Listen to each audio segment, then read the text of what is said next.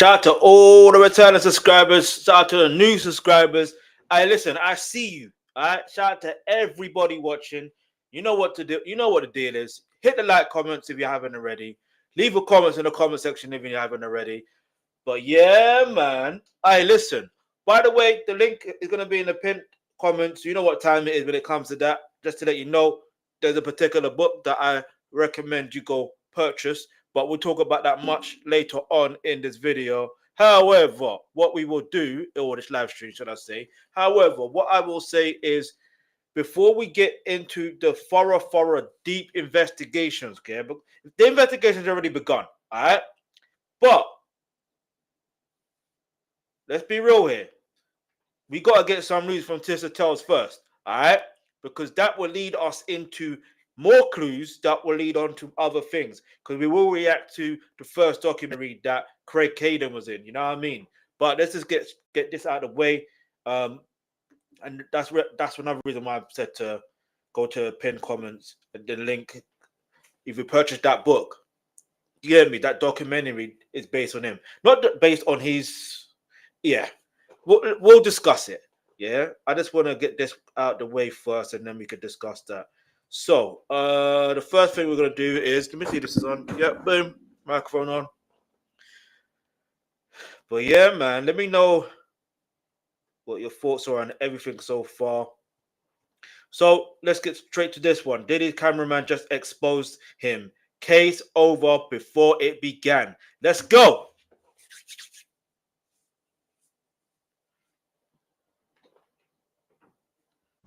Oh my God, you guys, the actual person that may have given the footage to Netflix has spoken out. And baby, it leaves even more questions than we thought, because I'm wondering, you know what? Let's start from the top, because, oh my God, you guys, every week Diddy finds a new way to remind us that Karma has a production schedule tighter than Beyonce's world tour. And in this week's episode, or today's episode, Diddy woke up in prison and said, I'm suing Netflix for $1 billion. You heard that right. $1 billion is a wild. How do you come to that sum? Let's go. $1 billion, as if he's Dr. Evil with a ring light. Man, roll that footage. You guys. Hey. Let's start with the basics. So Diddy said, and I know y'all remember this, Diddy said that Netflix legally obtained footage for him. Footage that shows planning propaganda strategies, explaining witness manipulation like it's a workshop, laughing about needing a hot bath after interacting with people in public in Harlem. Of all places, you want to say you're from Harlem. In Harlem. Y'all remember? And the thing is, these were the same people he was running out to Harlem to drum up support to keep his butt out of jail. Tell me, I need a hot bath and peroxide. But we can go back to that. Let's get back on schedule, okay? And also, he said that Netflix had legally obtained footage of him giving a TikTok masterclass on how to incriminate yourself on 4K. Okay, so Netflix was like, actually, a freelancer gave it to us. And the freelancer said, yep, sure did. And Diddy's own filmmaker said, yeah, it wasn't me. My bad. I left someone in charge over it for 3 days. 3 days. Not a month. Not a year. Not a full production cycle. Just a long weekend. A long weekend is all it took to sink the lawsuit and Diddy's PR plan. Baby, Diddy just hit a legal brick wall. Because let's talk about this lawsuit. Or, as I like to call it, fantasy fan fiction for wealthy men in crisis. Because legally, Diddy is bringing a water gun to a wildfire. Now, here are the claims he thinks he has. And y'all pay attention, because this is behind this, I believe, fake $1 billion lawsuit. Listen, that hasn't even been filed. 1, he's saying copyright infringement. That's cute, but it's misguided and it's impossible. To win that, Diddy has to prove he owns the footage. But his own filmmaker admitted a freelancer shot it. And unless that freelancer signed a work-for-hire agreement, that footage doesn't belong to Diddy. Which means Diddy is basically screaming, Netflix stole something I technically never owned. Baby, that's not copyright infringement. That's giving your cousin the keys and being shocked when he drives your car straight to Tijuana. Now, he's also claiming a right of publicity. Diddy basically said, they used my face without my permission. However, the law clearly states that if you're a public figure in a criminal case, you have no right of publicity. Facts. This isn't a music video. This is newsworthy content. The courts Facts. do not protect your right to be When you cute. think you know the law, when And you you're don't know also the being law. indicted or sitting in for dicks waiting for your appeal that doesn't look like it's That's going to funny. happen to come. Hey, we know that. Illegal acquisition. Diddy says the footage was obtained illegally. Netflix said, excuse me? Nah, baby. We got the receipts and the licensing. And guess what? Diddy still hasn't sued. You don't threaten a $1 billion lawsuit and then go, actually, I'm going to think about it, journal about it, maybe Sage to call first. No. If Diddy had a case, he would have filed an injunction right away. If you guys don't know the difference between the court case and an injunction is what you do to stop irreparable harm. So say somebody's about to mold over your house, right? Yeah. And your house is going to be destroyed. Childhood house, granny was born, died, buried in the yard, right? All the, all that whole thing. The way an injunction works is it's specifically for this Netflix situation. It means I could sue you, but a lawsuit might take years. I don't have years because you're mowing over granny's house next week. So you ask the law to step in and stop them from actually taking action. Okay. Diddy could right now get an injunction to pull this doc off of the air, okay? But guess what? He still hasn't. No. If Diddy had a case, he would have filed that injunction. Netflix is literally sitting at their lawyer's table like, please sue us. Please. We would love discovery.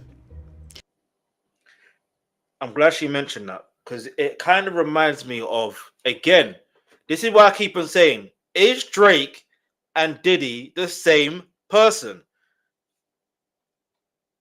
Because, hear me out, yeah?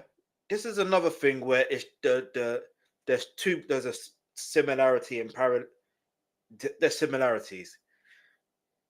Remember when Drake was trying to file a lawsuit, he had to file for discovery or something of that nature. I can't remember the thing as the proper timeline, but I do remember there was supposed to be discovery or something like that. But then I think that didn't really happen. Do you know what I mean? Because he was asking to see Kendrick's contract. Like it's just mad. When you ain't got a case, you ain't got a case. Yeah. Let's stick. All right. So with Diddy in this situation, the reality is you don't own the copyright to. Yeah. Okay. Yeah. You hired a videographer, but that's your own fault. You see, here's the thing. Yeah. Whenever you do harm to someone or you have negative intentions, eventually that's going to come back on you. Yeah, eventually. And so, again, with this particular situation with the cameraman coming out and speaking, I don't know if it really is the cameraman really speaking. I personally don't know. Like, I feel like he or she should basically, if they want to come out and speak, then they can, but do so on video, ironically, right? And or just say, you know what, if you want to file a lawsuit, fine. But yeah, I said it before with the documentary. Yeah, regardless, Netflix, everyone else involved, Alexandra Stapleton, 50 Cent, everybody involved, yeah, including the researchers, they literally did everything possible to include that they are in line with the legality. Do you think 50, yeah, for example, will put himself in hot water thinking that he would take another L against Diddy? Yeah, I said another L. The other L is basically Daphne Joy ending up in a situation with Diddy where she was on it. Anyway, we won't get into that. But anyway, let's keep it moving. And again, a lot of legal sources are saying that discovery could end Diddy. Now, let's discuss why Diddy is never filing this lawsuit. That's interesting. And even if he does, why he's going to lose. Because if he sues Netflix, That's the proof. Netflix gets to depose the freelancer. Depose the freelancer. Subpoena all the behind-the-scenes hard drives, ask for texts, emails, and production notes, and play all that messy footage in court. And since the footage already shows what people have said is witness tampering behavior, PR manipulation, jury influence attempts, and emotional support from his adult children who looked like they were counting the minutes until their daddy could get free, and by emotional support, it looks like they was plotting with their dad. What did Diddy say? Yo, God told me to do nothing, but he told Justin to do something and get to work. Diddy's lawyers would rather drink battery acid than enter into discovery. Why? Because I think they know. They know what's on those tapes. Let's also not forget that Mark Agnifilo said he was very, very upset. Highly upset. Yeah, because that they would have Diddy had notes. in any way, shape, or form, that Diddy in any way, shape, or form secretly taped him without his permission. Oh, y'all don't remember that? Go watch the other video. Again, nobody is happy with Diddy right now. And I wonder if he's but this more talked okay? about Tupac situation, the biggest situation as well. Diddy was out here filming himself like a He does Kardashian in a confession booth. Literally, he might as well put under, this is my witness tampering era, soft glam. Now, at this point, we need to discuss the obvious. How Diddy likely screwed himself because he loves cameras and because his ego knows no bounds. Now, Diddy has been followed by cameras for 30 years. He films everything. This man has more footage of himself than the CIA and TMZ combined. He documents crimes, stress, lies, family meetings, bathroom emotions, jury strategy sessions, witness phone calls, and spiritual delusion in 4K HDR. And then he wonders why Netflix has content. Sir, you filmed your downfall. Netflix just edited it. And hey, get this. I feel like everybody's missing the biggest angle. Everybody is talking about the lawsuit, the money, the freelancer. But the angle y'all not talking about? The freelancer may have had more legal rights to the footage than Diddy ever did. Exactly. Let me repeat that. The person covering for him for 3 days may have owned the raw media. So Netflix didn't steal anything. Netflix might have bought it fair and square. Imagine losing your $1 billion lawsuit because you didn't sign a contract with the dude holding the camera. I cannot stress this enough. Diddy was bought down by poor HR management. Fact. KK, we looking at you. Not the feds, not NBC, not 50 Cent, human resources. Where's KK at? Where was KK at? Because KK was supposed to stop this from happening, but whatever, right? So listen, let's just actually talk about the legal truth. To summarize Diddy's lawsuit, he doesn't own the footage. He can't win the claims. The footage is newsworthy. Discovery will bury him. Netflix is legally protected. And his own cameraman just publicly stated, oops, my freelancer did that. This isn't a lawsuit. This is a man in prison having a temper tantrum. He tried to sue Netflix for $1 billion, and the law said, can you please be for real serious right now? Baby, listen. So no. All right? So no. Sean Combs is not beating Netflix. He's barely beating the commissary line. But I'll give him this. He did create a $1 billion story. He just isn't the one that owns it. You guys. Yo. Also, we need to actually, I'm going to try to go live later on. We actually need to even talk about the videographer and what their original statement was. So it said they went on vacation and 3 days later a freelancer came in. I don't know. I just know 50, baby, he did what needed to be done when it came to this Diddy documentary. It looks like no matter how much Diddy screams and yells, the footage was 100% legal. And can I just say, where's the injunction? Forget the lawsuit. Where's the MF and injunction? Because that's what you really need to pull that down off of TV. Anyway, y'all, let me know what you think in the comments. I'll talk to y'all later. Bye. People have watched it. Do you get what I'm trying to say? By then, it'll be too late.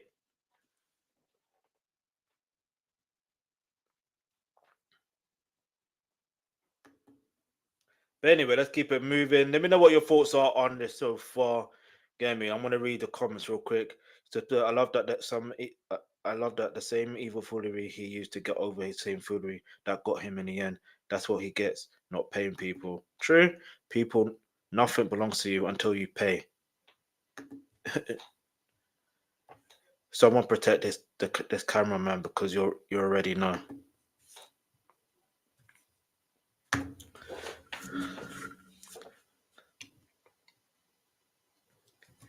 Diddy is scrambling,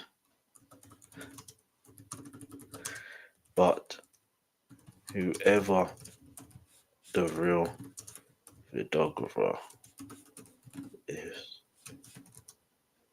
even if an injunction and lawsuit happens, naturally that footage of over 140 hours will clearly already been with the feds. Do you know what I mean? It would already be with the feds. And I know it sounds mad to say, yeah, but think about it. It's incriminating evidence. Not only is it incriminating evidence, it's a case where have you noticed, yeah? Like, he can't take the L. That's what it seems like. It seems like he literally can't take the L.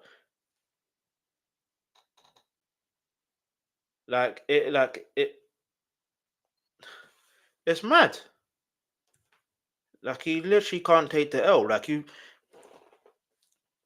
at the end of the day, you gotta pay for your past transgressions, if that's the right terminology. Do you know what I mean? Like, what you've done in the past is what you've done in the past. And again, like I said, did he have involvement in did in that 148 hours of footage, if he's incriminating himself to the point where he's literally having a strategy with one of his lawyers, and then he's having a strategy, and then he's obviously he's obviously trying to have this PR machine, or not PR machine, but PR manipulation scheme. Who knows whether he talks about the situation regarding Tupac and Biggie? Do you understand what I'm trying to say here? It's not far-fetched to believe. This is why I say in the comments below, in the pinned comments, there will be a link to purchase a book, where the documentary we're going to react to soon, like in this live stream, it's based on that, so, but we'll go further into that in a bit. Let's just get to the next video that we need to react to. Shout out to Tisa Tells. Let me get this in order. Yeah, man, it's mad. Like, this whole situation is mad. All right, so me, Sophia says the truth. This is another thing. Silly, but this time it's on her own behalf. Maybe this might not necessarily be. No, this won't be necessary. I've got to react to the things that seem necessary. Yeah, let's go. Yo, Diddy just Netflix ready to sue Diddy. He says he's damaging their reputation with his cameraman nonsense. Let's go. Let's hear what they got to say. Let's go. mess with the last one, and it looks like Netflix is about to take Diddy's kids' last coins. You guys, what am I talking about? The streets are saying that Netflix is tired of Diddy. They are tired of this campaign. They are tired of the planted articles, and they are saying that if Diddy don't shut up, they're gonna take whatever he has left of his fortune and baby smile in his face while they do it. Okay, let's get into this, all right? Because let's go. Aren't covering, but insiders are whispering like their lives depend on it. Y'all, Netflix might sue Diddy. Yes, not the other way around. Because Netflix has already sent Diddy's legal team proof that they obtained the infamous behind-the-scenes footage legally. They handed over chain of custody, documentation, licensing paperwork, consent records, everything. But Diddy keeps going online, releasing statements and telling the public the footage was stolen. And Netflix is allegedly fed up. But the word behind the scenes is, there's whispering, yo, Diddy's damaging our reputation. If he keeps lying about the legality of the footage, the billion-dollar lawsuit can go both ways, baby. Meaning, if Diddy keeps provoking them in public, he might be the one getting dragged into court by Netflix. And that's before we even get to the cameraman who broke his silence and accidentally ended Diddy's whole case. Tonight, let's dive into this all, because it's all connected. Okay, so listen, right?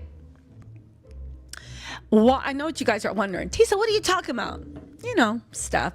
But I know you're wondering, why is Netflix getting ready to fire back? Well, reports are saying that Netflix has one thing Diddy never expected. Receipts. Legal receipts. Multiple outlets are saying Netflix has already proved how they got the footage. They've already proved it was acquired legally. They've already notified Diddy's attorneys, and they've already shut down his cease and desist threats. So why is Diddy still online insisting it was stolen? Why? Many people think he wants to win the public narrative. But by doing that, let's just roll tape. He's accusing Netflix of criminal behavior, accusing their staff of theft, and accusing their documentary team of conspiracy. And corporations don't play about their reputation. People inside the industry are now saying, yo, if Diddy keeps talking, Netflix will sue him for defamation and malicious interference. A billion-dollar lawsuit can go both ways, and Netflix has the money, the legal team, and now the moral high ground. But how did Netflix legally get the footage?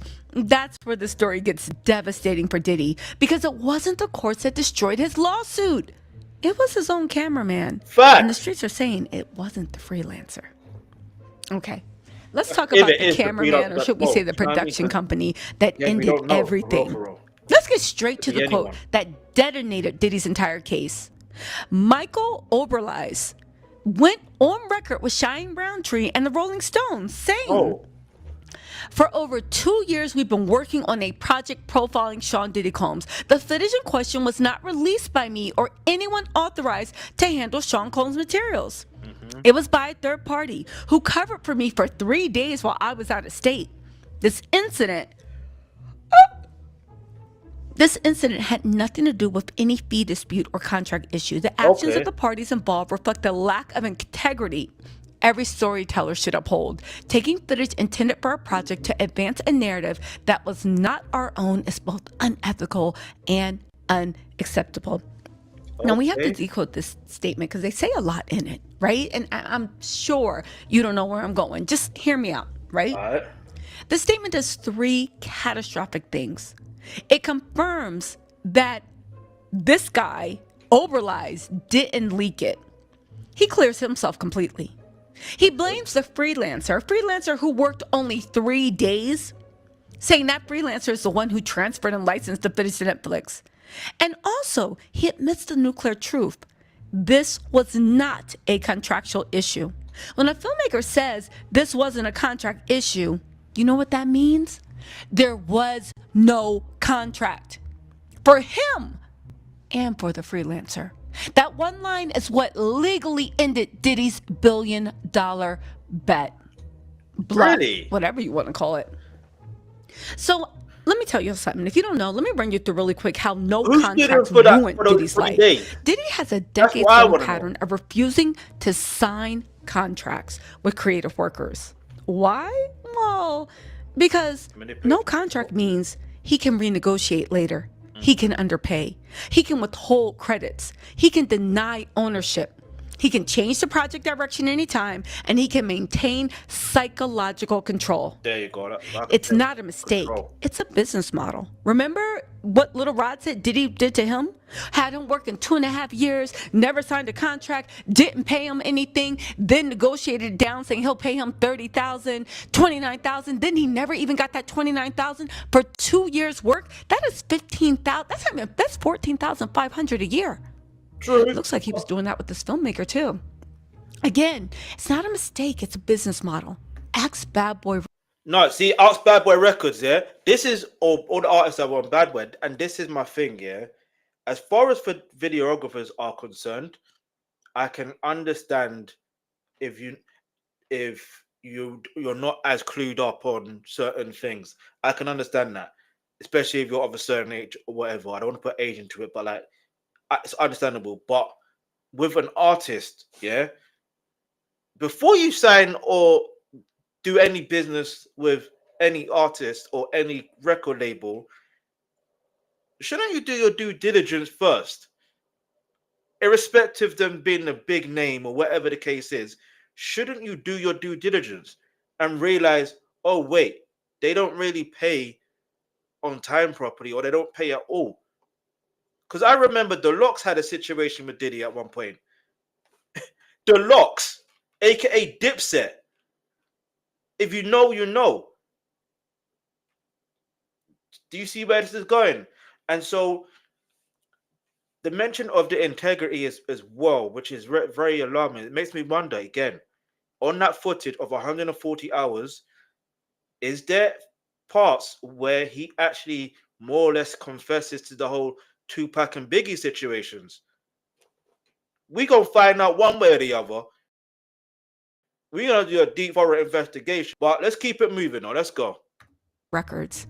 Ask former artists. Ask producers. Ask dancers. Ask assistants. Ask Little Rod. Diddy avoids contracts, people say, because contracts remove leverage. And Diddy only functions when he holds all the power. Or at least that's what we've been led to believe. Again, this came out in court too. Prosecutors revealed he tried to negotiate the escort fees because $600 was too much. The same behavior, the same instinct, the same refusal to honor terms and pay people fairly. So of course, Diddy didn't have a contract with the videographer. Of course, Diddy didn't have a contract with the freelancer. Of course, Diddy didn't have copyright assignments. Of course, he didn't have work for hire agreements. Of course, Diddy didn't have NDAs or releases. And guess what? If he never owned the footage, he can't sue Netflix for using this. Again, you guys, I want you to sit with this for a second. This is insane. And the fact that Diddy's, and I do honestly believe that Diddy for over 2 decades, he was so powerful that no one would dare go against him. So what did they need a contract for? It only benefited Diddy to keep things loosey-goosey. But one question I do want to ask y'all is the cameraman playing in Diddy's face too? Now that we address the street, listen, okay, let me just say it. Let's get into what they saying on the street. Because people are side-eyeing Michael Oberlies too. Because how convenient is it that the man filming Diddy for 2 years just happens to be out of state for exactly 3 days, the 3 days before the trial? Yeah. But I'm sorry, 3 days before he got arrested? When the most damaging footage walks out the door into the hands of 50 Cent, Diddy's biggest public rival, and Netflix, who have been hunting for dirt for this documentary? Maybe you can call it a coincidence. This, to me, looks like a coordinated loophole. Either, this is my guess, A, the freelancer knew the footage wasn't protected and cashed out legally, or B, the cameraman intentionally left the loophole open. A subtle act of rebellion or self-protection. I think it's self-protection. Or a quiet way to distance himself from a sinking ship. Because if Oberlies was under a real contract, then any freelancer he hired would also be bound by that contract. His statement, this was not a contract issue, is basically saying there was no contract, meaning everyone was legally free. True. And when people are legally free, they owe Diddy nothing. Now the real key is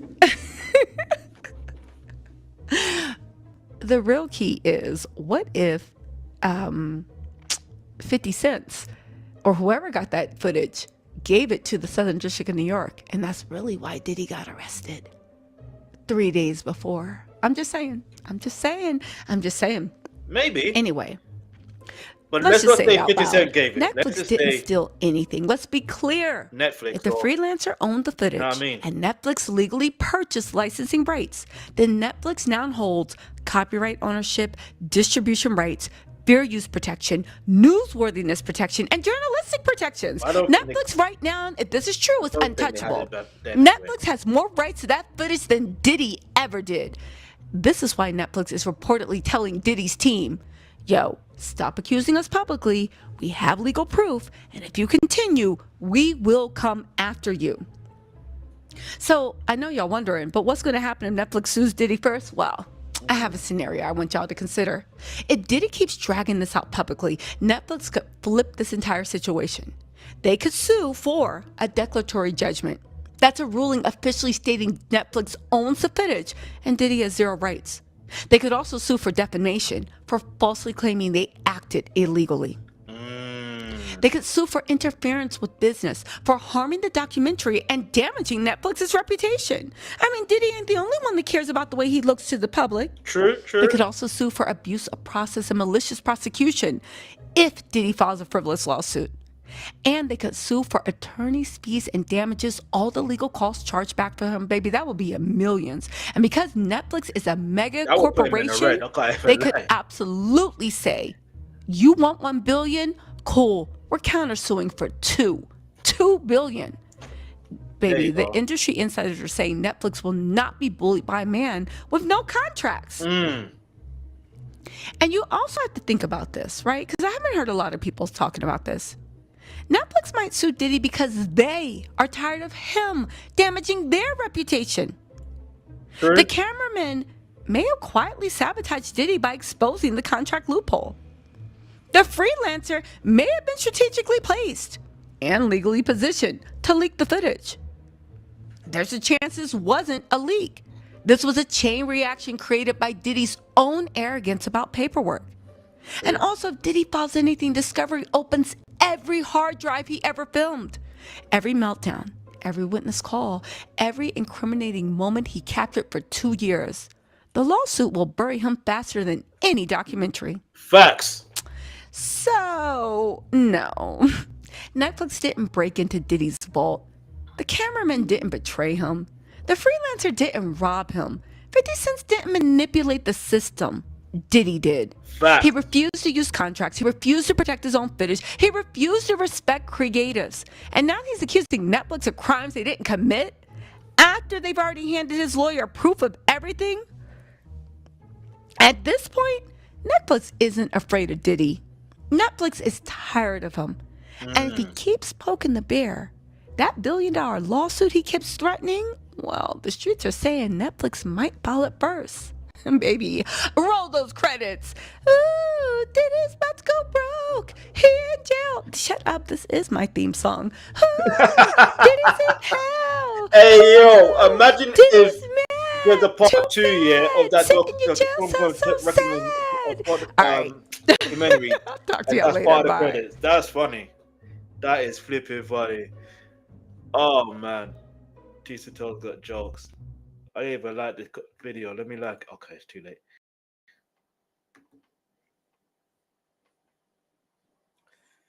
But anyway, let me know what your thoughts are in the comments below. It's mad. There's a lot of things going on. It's mad. All right, so karma is real. You can't do people dirty and think it won't happen to you. Facts. And then on the flip side, if you do something positive will happen to you. I hope Netflix does it and hire all the lawyers that quit or fired. For real. Diddy has lowballed his workers, cheated his partners, maltreated his girls, and now karma is catching up with him.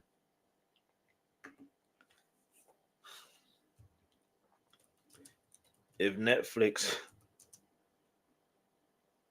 sue Diddy, oh, I will be here for it. And also, if there is a part 2 of Sean comes the reckoning.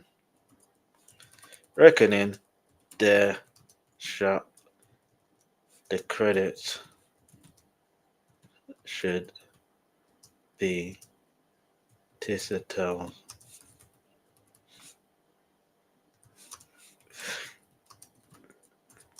At the end of this video,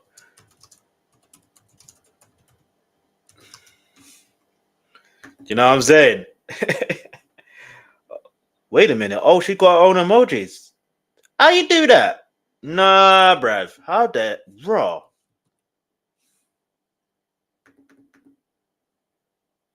How you do that? But anyway, let me know what your thoughts are in the comments below. Let's roll to the next one. Yeah, like let's roll to the next one, and then afterwards, then we'll get into the situation regarding the whole other documentary. I'll explain it further. We'll do more research because I don't know if Tisa Tells are going to end up mentioning something within this that leads to. Because remember, Tupac's and Biggie's situation was mentioned in the documentary in the first place, so it just made me think. Right, let's hear what she got to say first. Do you see what I'm saying? Do you see what I'm saying? Hold on. When was this? Oh, that's way a year ago, little Rod. We might have to react to that as well, and Antonio Rubin and all. Listen, we'll do that for another day for another topic. But yeah, man, hit the subscribe button, turn on your post notifications. Let's go. Diddy legal team braces for more, for another Netflix shocker, which is. Oh my God, you guys, come in, sit down, and shut the door. Rico's Forget what you know about Diddy, Mark Agnifilio, his legal team, and that 140 hours of footage, okay? The story just changed. At least that's what the streets are saying. And the streets are saying it changed violently. Because that TMZ article everyone is buzzing about, the one talking about Diddy betraying his lawyer with secret recordings, the one warning that there may be 140 hours of taped conversations between Diddy and his lawyers, that wasn't a coincidence. It was a puzzle. And guess what? Now the other piece just clicked into place. Do you guys remember Anthony Rico? If you don't, I'll tell you who he is. He quit last year. Not now. Not after the Netflix documentary. Not after the 50 Cent leaks. He left before any of this came public. True. And now everyone is realizing that the writing may have already been on the wall. Rico was the first to run because he saw what was coming. And according to a new report, Mark Agnifilio, Brian Still, Nicole Westmoreland, Xavier Donaldson, Tinny Garagos, what's her name? What's her name? Shapiro. Is that her name? Anyway, they better pray to God nothing incriminating is on those tapes. Because if even one clip shows ABA violations, witness-related discussions, strategies that cross ethical lines, anything resembling obstruction or jury influence, their careers aren't just over. Baby, they are evidence. Tonight's investigative report pulls it all together, finally, in the correct timeline. Are y'all set? Let's get into this. Okay. So to understand the danger they might be facing, we need to understand how Anthony Rico, or why Anthony Rico quit last year. And when he did that, nobody understood why. Okay, so let's rewind. I'm thinking, what is the case that bad? Diddy was pretending to be untouchable, and while the world was distracted by PR statements and Instagram optics, Diddy's federal defense attorney, a seasoned 40-year-old veteran in the Southern District of New York, filed to withdraw suddenly, without warning. And in that withdrawal, he wrote, "I cannot offer effective counsel under ABA professional standards." Now get this, nobody clocked it. And by nobody, I mean everybody but me, because side note, I said this last year, but y'all don't hear me. I mean, you know, you hear me, but are you really listening though? Okay, I'll stop. All right. So besides me, nobody clocked it. Nobody understood how serious that sentence was. People thought, oh, Rico is old. Rico wasn't getting enough access. Diddy wouldn't let No. him sit on his lap because you know Diddy like. Okay, let's move on. Let's move on. Hey, yo. Why did they think that? Because Diddy's camp immediately started to spin. Rico was just emotional. He wanted to be closer to Diddy. He felt left out, which is insane. This man defended mafia bosses and terrorism defendants. He didn't quit because Diddy didn't hug him. He quit because something behind the scenes violated the ABA code, and he wasn't going down with the ship. It seems like now we may know exactly why. See, now we got to focus on the secret tape betrayal. Diddy's December article revealed Diddy secretly recorded one of his attorneys. Okay? Mark Agnifilo. Although it sounds like he had his whole legal team on the call, but Mark Agnifilo, there was something planted in the TMZ article. Mark was furious. TMZ article said he wasn't upset. He wasn't inconvenienced. He was furious because being recorded by your client without consent is a betrayal, a professional risk, and a confidentiality violation, a potential ethics crisis. And it exposes anything said during those crisis strategy calls. So now the question becomes, if he recorded Mark, who else did he record? Mark, again, Brian Still, Nicole Westmoreland, Xavier Donaldson, Anthony Rico before he left. And here comes the bombshell. Because don't forget, the original videographer, not the freelancer, said he had been filming Diddy for 2 years. So Anthony Rico was on that team when Diddy was filming and when they were strategizing. Let's not forget what Diddy got arrested for early, right? Witness tampering, obstruction of justice. Let's not forget why Diddy got denied bail 11 times. Okay. Oh, yeah. Anyway, there had to be a reason. Here comes the bombshell. 50 Cent says he has 140 hours of audio and video, not 3 hours, not one meeting, 140 hours. Anthony Rico left before this came out. To me, now the timeline is making sense. I don't think Anthony Rico was confused. I don't think he was emotional. I don't think he was wanting closeness with Diddy. He saw something and he ran. Now, here's why people say that 140 hours might expose the lies. Diddy's camp keeps claiming there's only 3 days of footage. A freelancer filmed it. 3 days equals 72 hours total. Yeah. But there are 140 hours being discussed. Mathematically, that's impossible. Which means... Let's do the maths. No, let's do the maths. I'm you to calculate on this phone, yeah? Let's do that. Well, I'll say that. Let me go to an app first, because you know how sometimes you've got your calculations up for something else. All right, let's do the maths, yeah? So, boom. Calculator. And I don't know. Yeah, all right, so boom. 140 divided, yeah, by 24, because there are 24 hours in a day. So, okay, that doesn't make sense. Let's just do this. How many hours? No, how many days is 140 hours?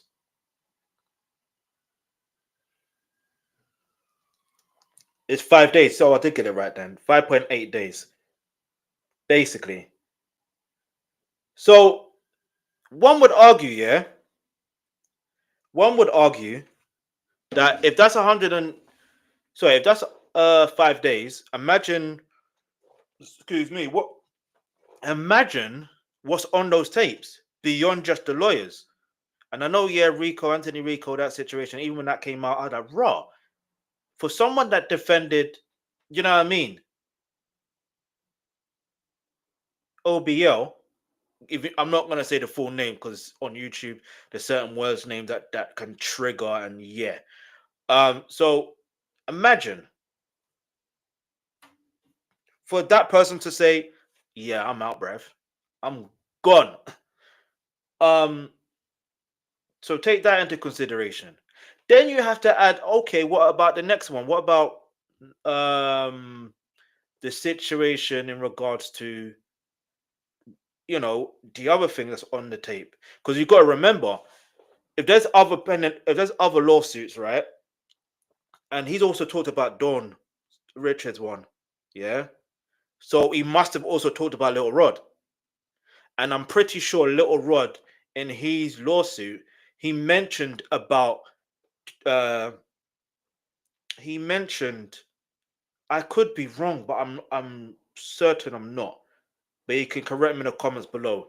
I, I think he more or less confessed about the whole Tupac situation. It was do you know what? Let me double check. In Little Rod's case, did he mention Tupac? I don't know.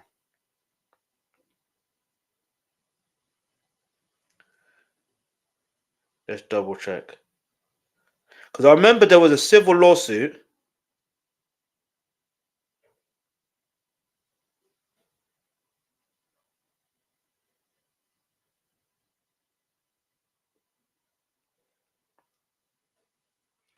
I can't remember who it was. There was someone that mentioned Tupac.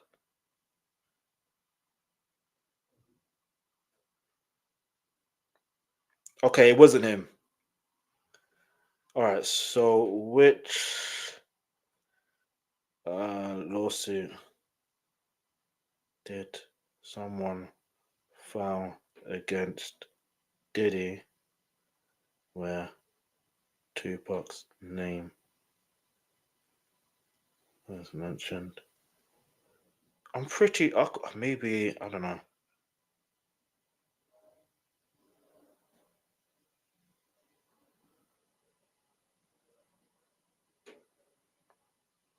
Okay, so, okay. Allegedly, there was a lawsuit filed on 26th of February 2025 by an anonymous male assault. I can't say the full word, as you know, referred to as John Doe, alleges that Sean Diddy Combs referenced the Tupac's to intimidate him after assault. According to the court documents, Diddy allegedly said, "If I can get Park hit, what the F do you think could happen to you?" as a threat to silence the accuser. So, you know what I'm gonna do? Okay. We're gonna keep playing this, and I'm gonna see something. Diddy was recording much longer. Diddy was recording multiple people. Diddy was recording private strategy. Diddy was recording legal discussions. And Diddy was recording legal advice, strategy decisions, and maybe even crisis planning. This is why lawyers are panicking. Because if Diddy recorded them talking about, let's just say, witnesses, jurors, strategies that border on misconduct, emotional reactions, internal disagreements, anything that crosses ABA lines, it's over. Which leads me to this. My mind kept going back to when I first read that article, Anthony Rico saying he cannot continue to serve him without violating ABA rules. And again, I know you guys are wondering, and if you're not, I'm going to tell you what could violate ABA rules. Well, let's break this down with surgical precision. See, here's About to what be a could be in those surgical winner. recordings that would destroy, or could destroy, or will destroy, depending on who you talk to, a lawyer's career. One, any witness-related conversations. If any lawyer is ever heard discussing witness intimidation, All right, give me a second, people.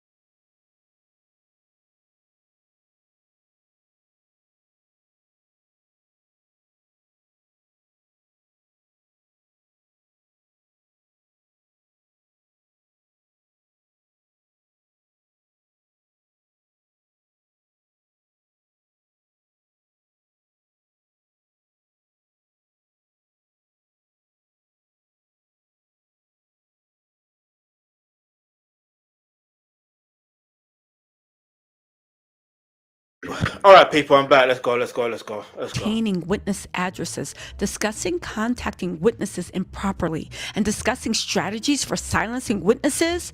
Baby, that is a one-way ticket to disbarment. Jury influence talk. Even joking about jury manipulation is a violation. If the tape shows we need sympathetic jurors, find out who's on the jury, push this narrative to influence jurors, that's automatic obstruction. Yep. What if if it shows hidden evidence or strategy to conceal? If a lawyer appears to assist in hiding documents, ignore damning evidence, strategize around misleading authorities, baby, that is felony level violations. And even something as small as lawyers talking out of turn. If they reveal their frustrations, their doubts, their private disagreements, internal strategy flaws, oh, baby, you know the public is going to love that. Because even the act of being secretly recorded is a no-no. This alone destroys attorney-client privilege, contaminates strategy, disqualifies lawyers, and makes them potential witnesses. Which may be why Rico left in 2024. Maybe he saw the storm coming. Again, around that time, right? We were like, okay, we got the dream team. Enter in a new team. Mark Agnifilio, Brian Steele, Nicole Westmoreland, Xavier Donaldson. And this is the part. So all those who saying Brian Steele. Sorry. This is the part I told you earlier. So, baby, let's get down to it. Mark, Brian, Nicole, Xavier. People are saying that they may be sick right now because they don't know what was recorded, when it was recorded, who was in the room, whether they said anything questionable, how many copies exist, who has the tapes, how much of it 50 Cent has, and how much of it Netflix has, and whether prosecutors have obtained copies. People are saying these lawyers may be now walking around like their phones are on fire. And in my opinion, they should be. Because if even 5 minutes of that 140 hours implicates any of them, all of them, baby, they're not just lawyers. They're witnesses in a federal conspiracy. Baby, this is exactly why Diddy's spin backfired. Again, I remember the way they tried to clown Rico. Diddy's team tried to clown Rico when he left. They literally painted him as a groupie. And now that we see Diddy and we're familiar with his game, we can all roll our eyes. But back then, how humiliating for a seasoned lawyer to be talked about that in TMZ. They literally said, oh, he's just mad. He wanted access to Diddy. He wanted closeness to Diddy. He was so emotional. He was just mad he wasn't in the circle. No. Many people say that Anthony Rico, maybe he was the only one smart enough to get off a sinking ship before it became a submarine. Facts. Because now, everything he hinted at, ABA violations, professional concerns, ethical boundaries, it's showing up in real time. Maybe Anthony Rico was right. And now the world sees that. Facts. So again, let's go back to why people are saying everyone is running scared. Baby, listen, all I can say is this. Diddy's team better pray to God that nothing is on those tapes. God shows anything that looks like witness tampering, jury strategy, intimidation, baby, addresses, instructions, none of that. And this is exactly the point. Why they're praying to God, I would think that they are scared. No, I reckon them. Because at the end of the day, they don't know what's on those tapes. They don't know. The lawyers should know. They don't know. That uncertainty is now the biggest bomb in Diddy's case. Because those recordings, baby, they're not evidence. Many people think they might be landmines. Rico stepped off the battlefield last year. The others stayed. And they were dividing the spoils of war. And now, maybe they're realizing they won a battle, but the war is far from over. And now their licenses might be casualties. Yep. It is what it is. Maybe they might be on tape saying something they can never take back. case they may no longer be able to defend. Baby, listen, what do y'all think? This is heating up. But again, this talk about this footage, something ain't adding up. 3 days does not add up to 140 hours. Regardless, Nope. Mark That's Agnifilo like and the 5.8 ilk days. have been very silent lately, except for a scathing article saying he was betrayed and screwed over by Diddy. Again, ain't it funny? Damn. You mad Diddy? Did a Diddy on Ain't you? it Woo! funny? Anyway, you guys, listen, Not actually. let me know what you think in the comments. The story is developing. I'll let you know when I hear anything else. Also, like, subscribe, turn those comments on. I'll talk to you later. Bye. You mean turn the notifications on? Anyway, let's keep it moving. Damn. So I just seen a result that I wish Quenda was there playing. And anyway, that's football. Anyway, look, all right. So let me know what your thoughts are in the comments below. Like, I keep on thinking, what really is on those videos? 140 hours, and I'm pretty sure it might be more than 148 hours. 140 hours. It must be, but I could be wrong. Because how can you film? How can you film someone for two years or follow someone for 2 years, and then there's 140 hours of footage, but then you got 3 days where someone is out of state, and you've given like something to me is not adding up. It like the maths is not mathing. Either that or I'm not good at maths. Yeah, and I'm not even gonna say I'm not good at maths, but let's see what people are saying. The name didn't mean fool in Irish, so it makes sense. Diddy so used to blackmailing, he blackmailed his own lawyers. The moral of the story is when you work for the devil, expect the unexpected. All right, so boom, I'm gonna put ain't it funny? I don't know if this. Wait, I'm gonna put this. 140 hours. Following Diddy 2 years. Something don't quite add up unless look, end of the day, it is clear that there is incriminating evidence. So imagine, I was going to ask, is witness tampering a recall? If witness tampering is a recall, I wonder if recall will be part of the prosecution team, and I wonder what else is on the tapes, because clearly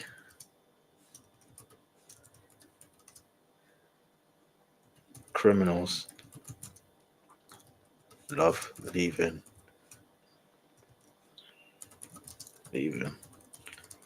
breadcrumbs, which is good because they deserve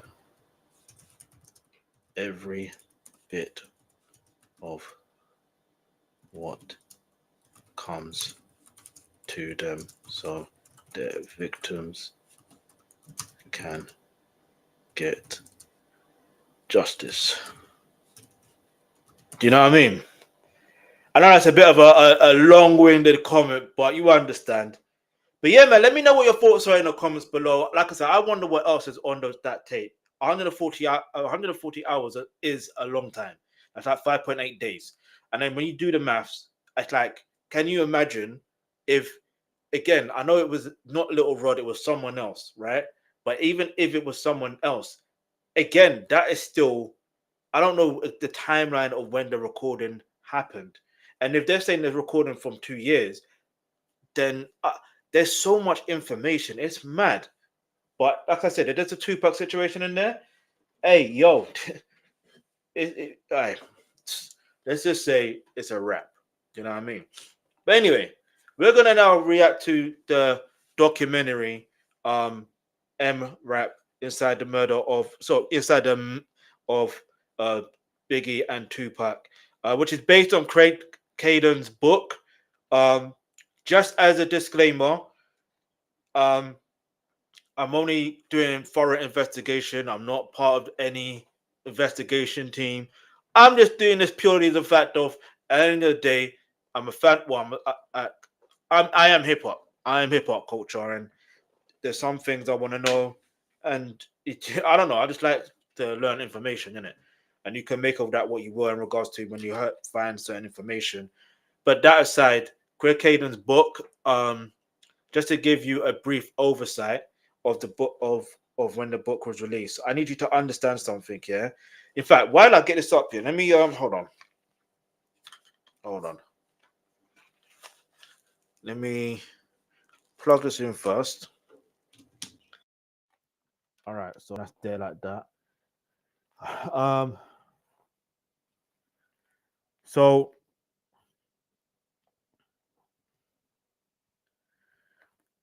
yeah, so basically what I need you to understand is Craig Kading. How am I going to put this into words? So let's do it like this. So right. So first and foremost, the documentary and book, yeah. So we're just gonna go through this overall, yeah. All right. So the document. All right. So MRAP mostly commonly refers to true crime documentary. Give me a second, people.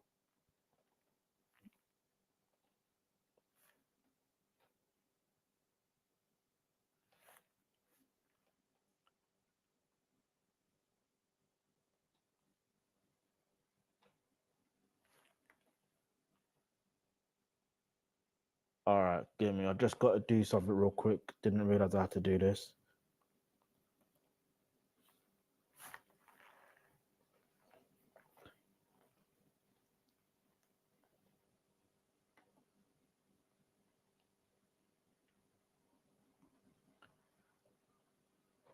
All right, while that loads up. All right, so basically, so it's mostly commonly refers to the true crime documentary and book MRAP inside the Biggie and Tupac murder, detailing LAPD investigation into the unsolved homicide of rappers Tupac Shakur and the Notorious B.I.G.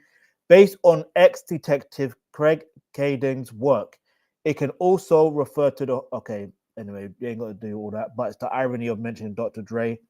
That's another day for another situation. So the documentary. So yeah, here's the thing. Yeah, hold on. Let's just use this AI mode for a second. Sometimes you can't rely on AI, but just for the timeline so people can understand.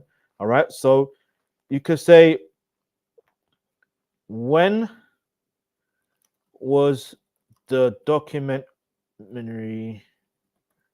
and book released? Yeah, that's the first thing. So, all right. So the book was released in September 2011. The documentary was released in 2000. It says 2000 and it says 2015 practically. Let's just say 2015. Yeah, but well, yeah, 2015 in America. That's all I remember. All right, but either way, 2015, 2016, 2016. So, all right, cool. Watch this. Yeah, boom. I need you to look at the maths, the timeline. So when did Greg Kading retire. He retired in June 2010, right? So that after his retirement, he published the book Rap in 2011 and started a private investigation firm. All right, cool. That's fine. Start your own private firm. That's cool. Whatever. All right. Now, watch this. When did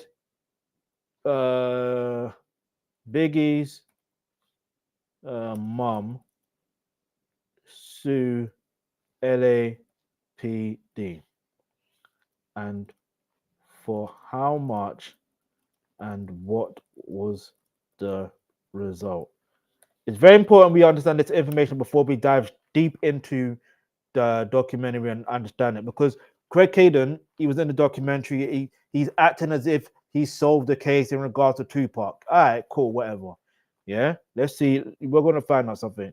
Fernando Wallace and the family of Christopher Notorious B.I.G. Wallace first filed the wrongful deed lawsuit against Los Angeles Police Department and the city of Los Angeles in April 2002. The suit alleged the corrupt LAPD officers were involved in the and that the department covered up the evidence. Now, so the initial filing, and mistrial. So the first trial case went to court in 2005, but ended in a mistrial. We won't get into all of this yet. The sanctions awarded result of failure to disclose evidence. Presiding Judge Florence Marie Cooper ordered the city of Los Angeles to pay the Wallace family $1.1 million in legal fees as a sanction. This was not an award for damages, but a penalty against the city. Now watch this. Case dismissal. The family filed an amended lawsuit in 2007 seeking $400 million to $500 million in damages. However, the case was eventually dismissed without prejudice by Judge Jacqueline Nguyen in April 2010. Dismissed without prejudice meant the case could be refiled later, but the family's lawyer stated they dismissed it to avoid interfering with reinvigorated criminal investigation at the time. So who was investigating at the time? Wasn't it Greg Kading? So this brings us to this documentary you're about to watch now, yeah? Like, the thing about life, yeah, is you can never ever predict what can happen or what will happen. You can sometimes the outcome of what you predict may be true, right? May be true. But then on the other hand, could it be true? You just never know. But when you're involving someone like, you know, Tupac Shakur or Biggie in this case, it's like these are well-known popular figures, yeah? And you're telling me their cases are unsolved.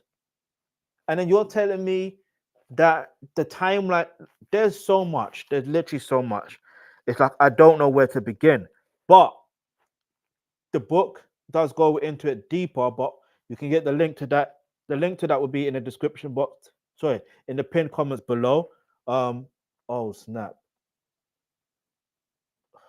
Snap. I didn't think about this. What is my password for this thing? Give me a second, people. I can't even go into it even if I wanted to.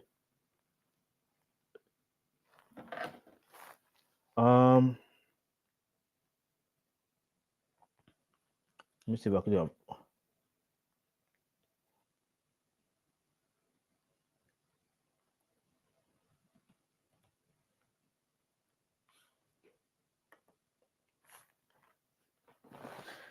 Anyway, okay, perfect. Send me that code. So bear with me, people.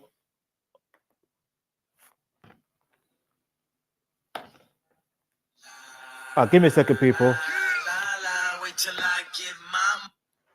You right, Bears? Why are you trying to call me back? Yeah. There's no problem. All right, Bears. Huh? No, there's no problem because it's just that the phone line cut. The phone cut. That's why. Yeah, because of underground. Mm-hmm. You know the network is Yeah. I'm just about, coming up. Mm-hmm. I'm about coming out from the train, so Mm-hmm. I'll be home, let's say, in 20 minutes time. It's okay. Ah, yes. I'm craving for chips, Mm-hmm. and there's no salad. Mm-hmm. When you finish, you can go get salad. Ah, yes. Ah, yes.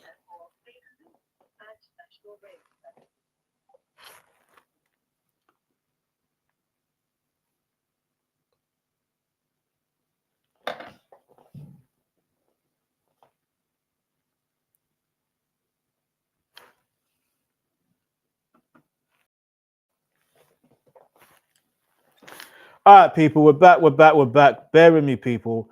As I try to set this up, this might take me a bit longer than I would have liked.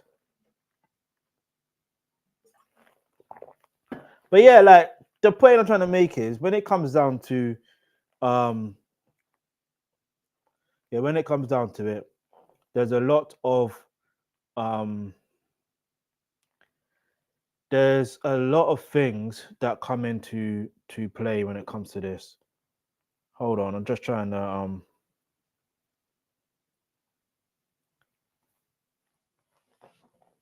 on.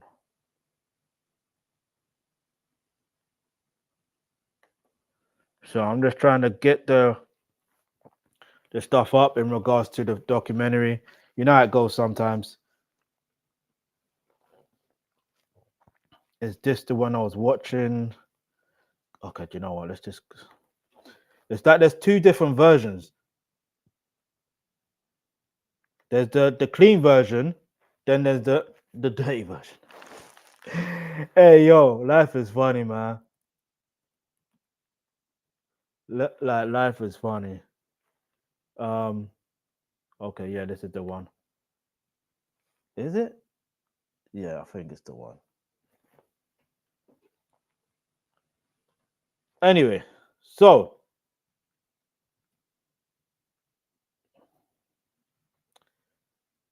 yeah, man, it's mad. It's mad, yeah, because it's like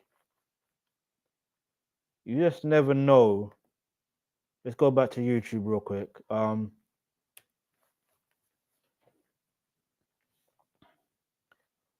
I want to see if it's also on YouTube, and I doubt that very much, and I've got to be careful. Um,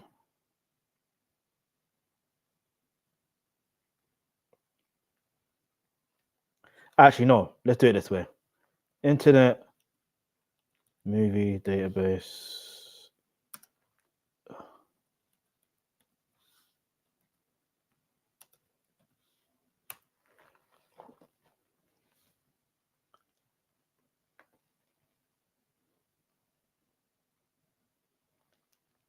All right. So, as you can see here, the inside story behind the Biggie and Tupac investigations is laid bare using police case files, taped confessions never before shown on film, and interviews with lead detective Greg Kading and other witnesses. There's an other documentary that we're going to have to watch another react to another time, and we'll get into that. But for now, because this is before this, yeah, just to let you know. But yeah, man, if you don't hear it, it's because of copyright protection, all that. Get me? And knowing that Craig Caden is an actual former police and he has his own private investigation firm. Oh, I gotta be very careful. Do you understand what I'm trying to say? So I'm not gonna insinuate certain things. If I say what I feel, I say what I feel. Yeah. But let's just get straight into it. Like I said, his book is in the description box below. Sorry, in the comment, the pinned comments. If it's not there yet, well, because I'm live in it, so it's like I have to sort out things. But like, yeah. But let's just keep it moving. No delay. Let's go.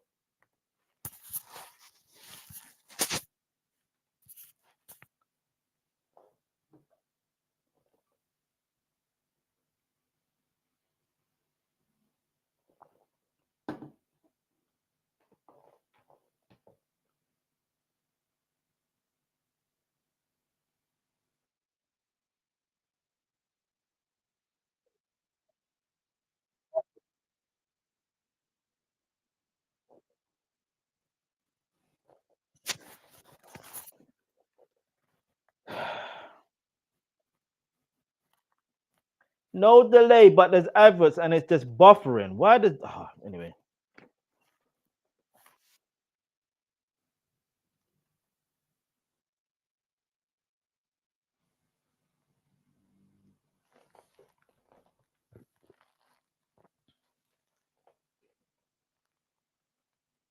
I don't even know what's going on. Why is this like this? Unless, hold on.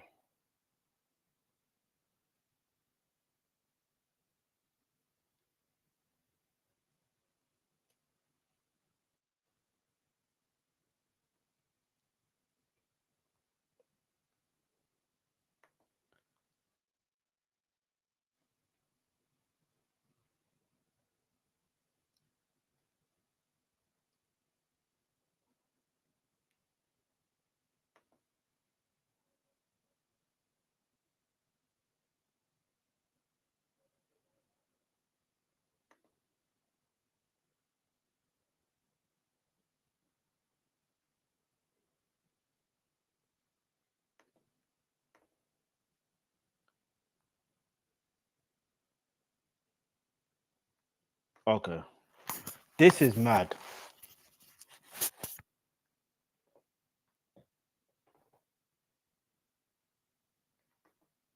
Hey, what's going on?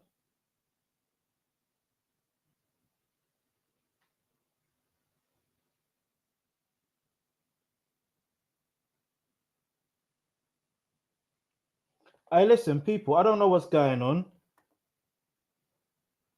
I'll be the first to tell you, I do not know what's going on.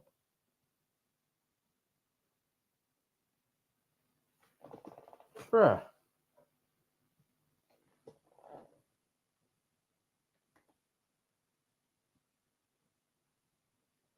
Let's try that again.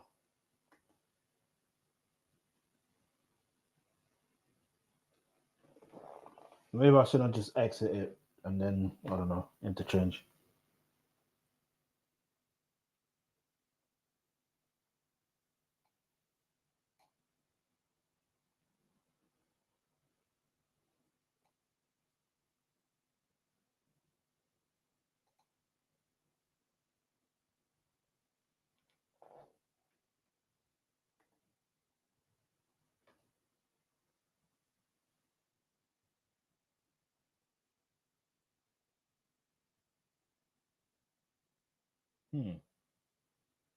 That's strange.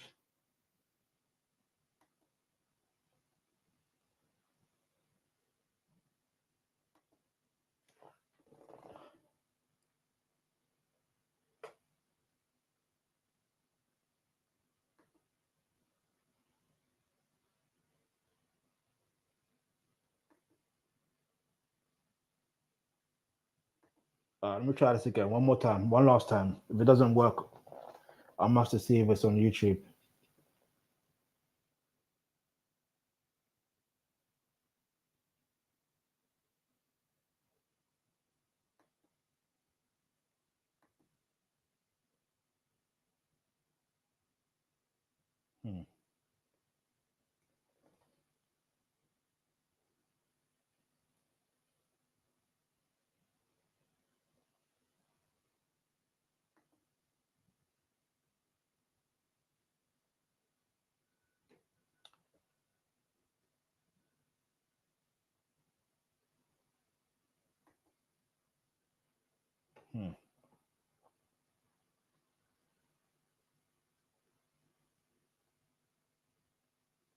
Let me see something for a second, people.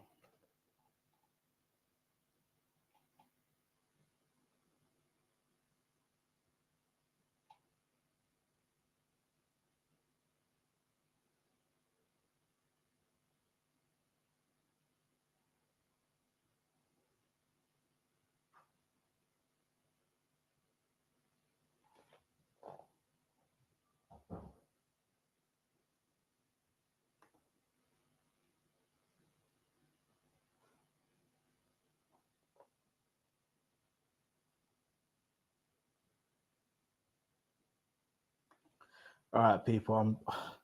I apologize for this delay. We'll get back straight into it in a minute.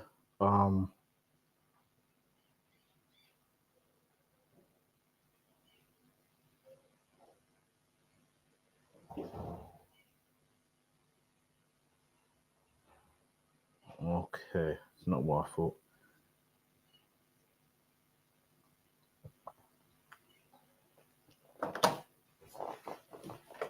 Oh, technology. There's supposed to be improvement in technology, but this is no improvement.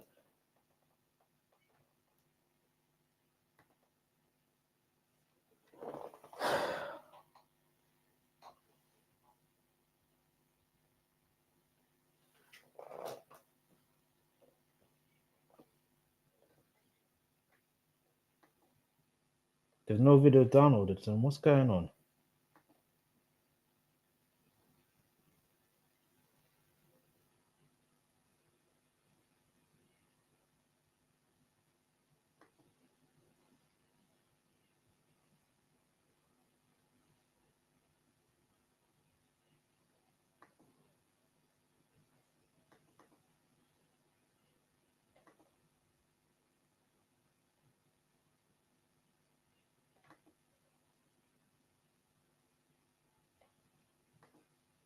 I thought I could download it on my other phone to see, but then it's like, oh man.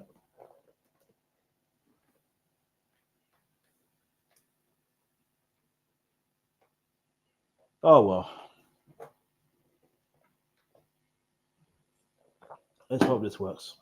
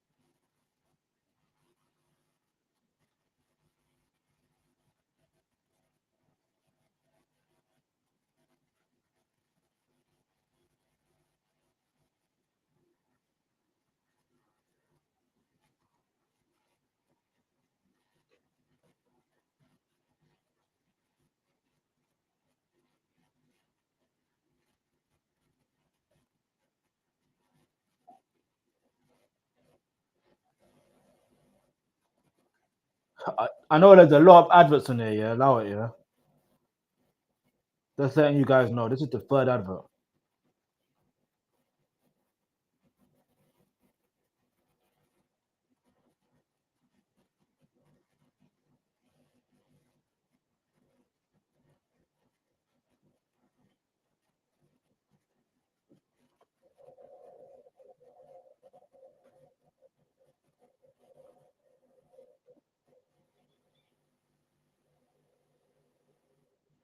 Another advert. Hey, Jeff Bezos.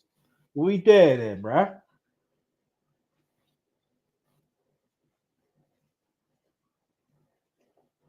I get it. That's how they get paid, isn't it? So I understand.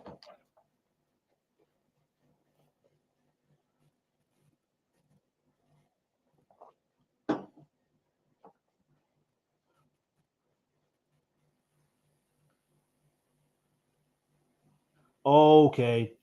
One more minute of the advert. I've just clocked it. The adverts have a timer in it. 58 seconds, 57, 56. Get me? We'll do a proper countdown.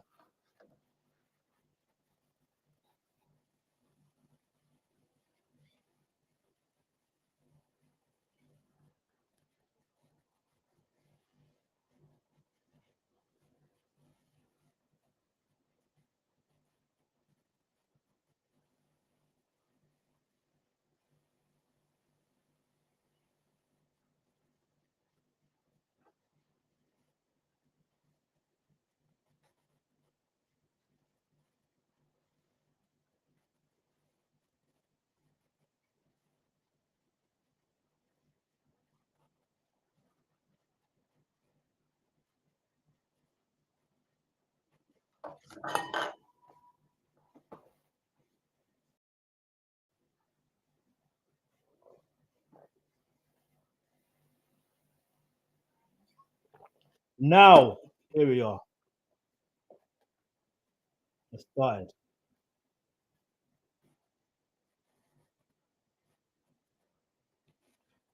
Oh, wait a minute.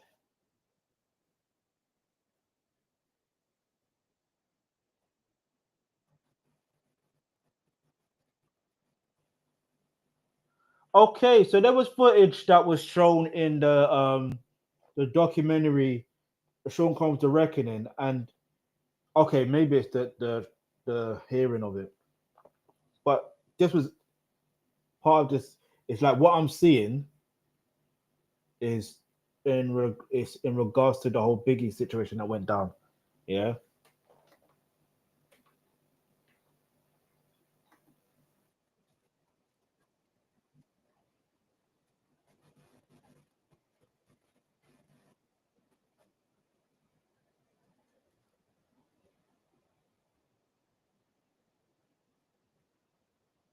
yeah, it's the same footage. It's the same footage.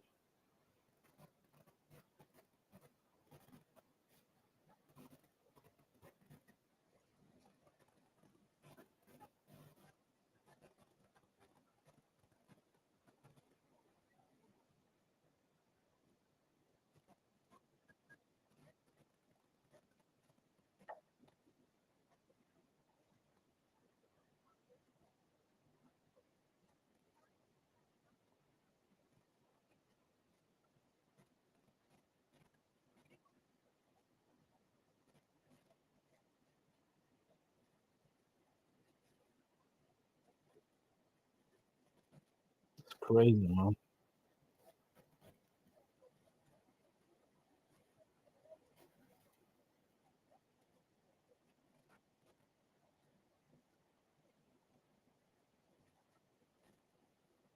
Yeah, I'm remember Gene Dill's voice.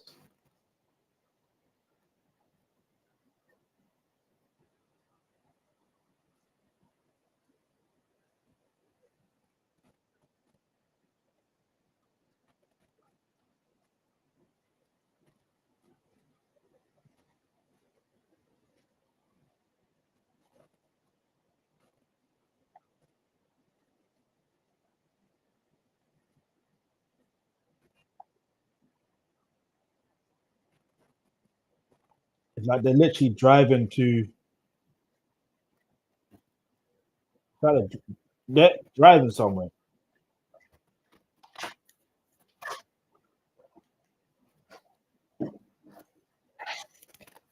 Welcome, Ben.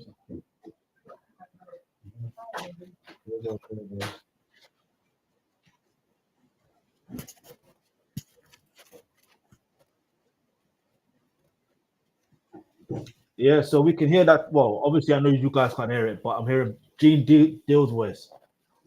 Funny enough, that's the first time when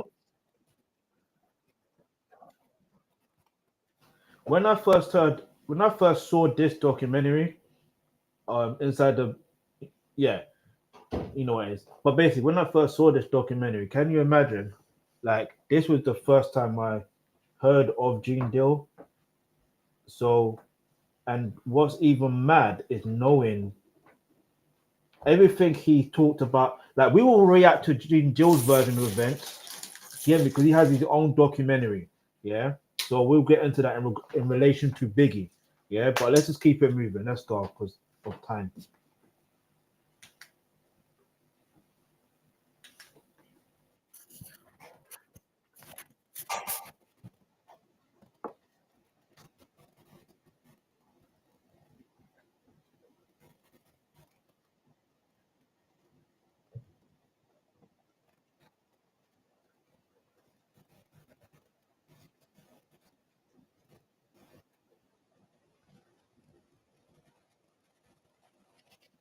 So basically, what's mad in this situation? They're saying this was between Tupac and Biggie. It was literally 6 months apart.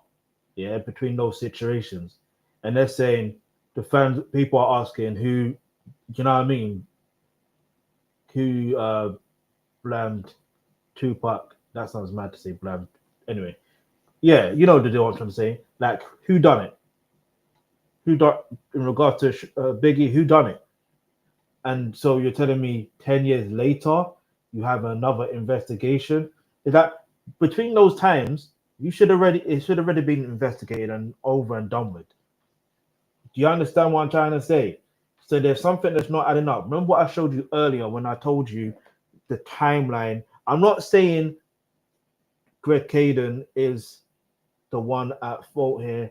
I'm not saying that like this is just a thought. I'm just saying if you look at the timeline, there's some things that don't add up. But yeah, man, I'm just reacting, innit? What I'm saying. Let's go. Because here's the other thing. Just bear in mind the jurisdictions or the states that happen.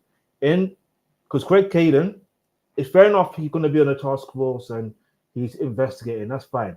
Yeah, that's his job. But Biggie's situation happened in LA. So yeah, he naturally would be part of the investigation team. Tupac's situation happening in Las Vegas. So no, that's it. The jurisdiction, I'm sure police departments in every state, every jurisdiction don't like when you come into their territory. They're like, well, I'm not gonna say what I want to say, but you know what I'm trying to say. Like they don't like you coming into the territory trying to solve a case for them, which I don't understand. If this correlates, it correlates. Anyway, so just bear that in mind. Anyway, let's keep it moving.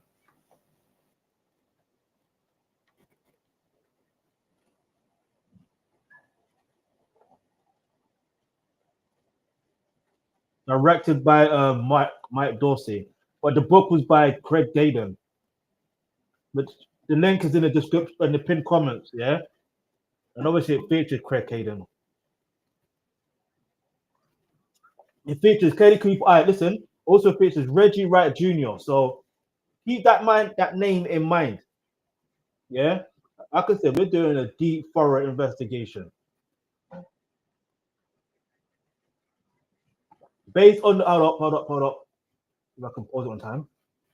Based on the book Rap, the untold story of the Biggie Smalls and Tupac Shakur investigations by Craig Kading. And the book was released in September 2011, and obviously the documentary released in 2015. And like I said, the situation in regards to Vanessa Wallace, Biggie's mom, she filed a lawsuit against Los Angeles Police Department, and she filed again, and yeah, she got 1.1 million lawsuit. I think the first one was a mistrial, and then she filed another one in 2007, and then I think that's where she got 1.1 million dollars. I can't remember verbatim, and then she sued again, and then in 2007, was it 2007? I can't remember the exact timeline. Or 2000. Either way, the case got dismissed because she was sued for over $400 million to $500 million, and yeah, the case got dismissed or whatever. So just bear that in mind, yeah, because there was investigation happening. So who's under the investigation? Craig Kading. Let's keep it moving.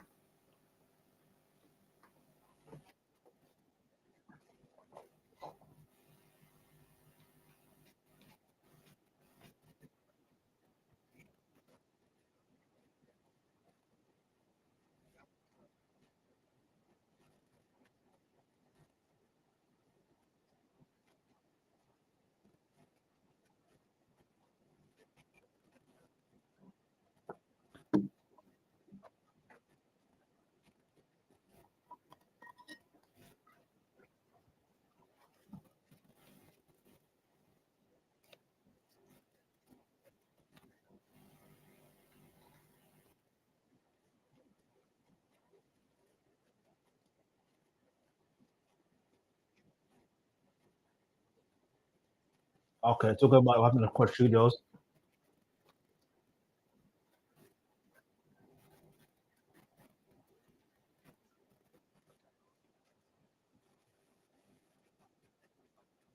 Now Craig Kading's talking.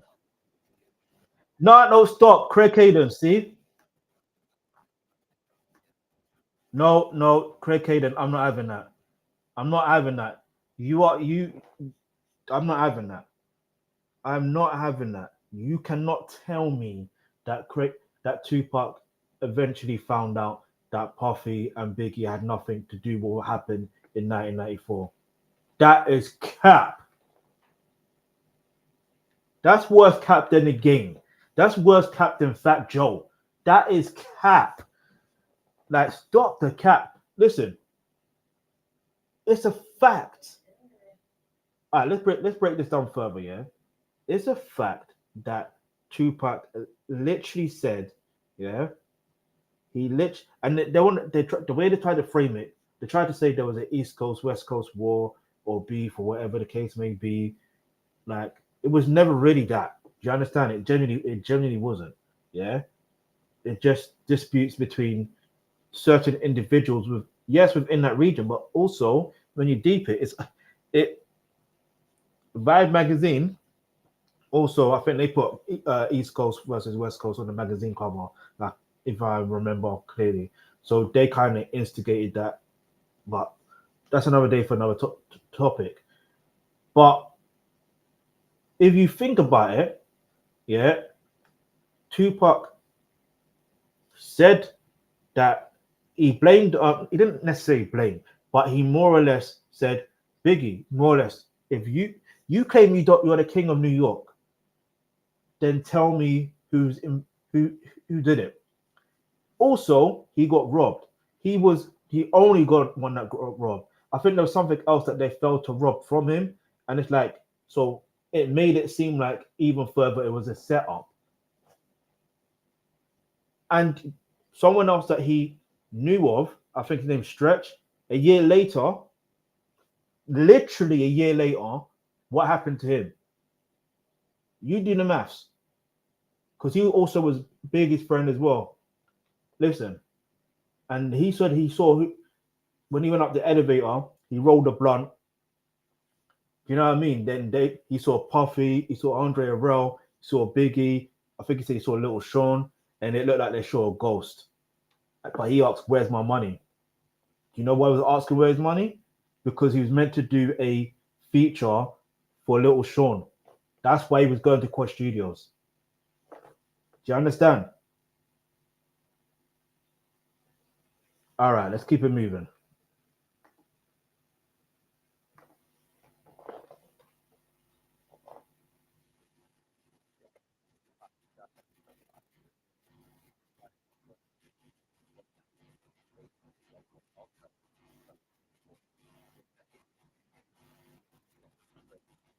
So you're talking about the why he went to prison. Ironically, Haitian Jack is a friend of Puffy.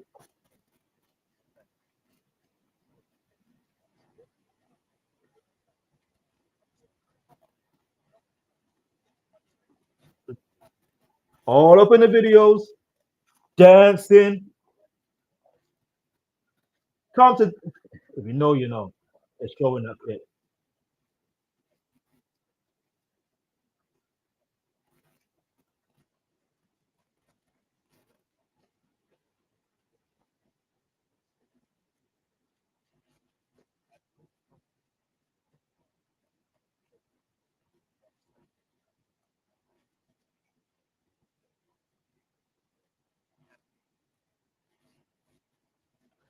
Okay, I think Sugar Knight has talked about an art of the dialogue, so we'll go to that.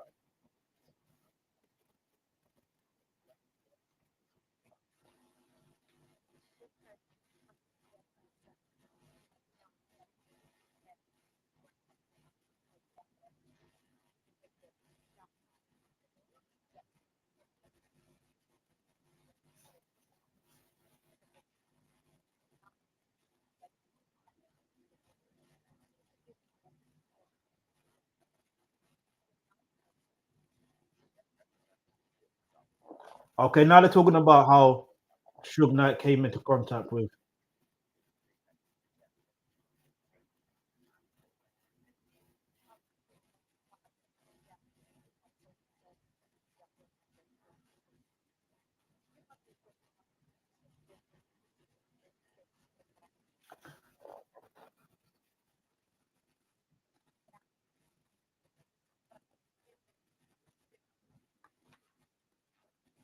Okay, so do you know what?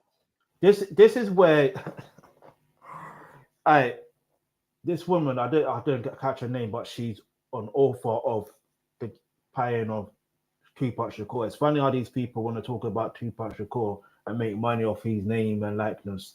You know what I mean? And chat rubbish. Now look, um, I just want to correct what she said.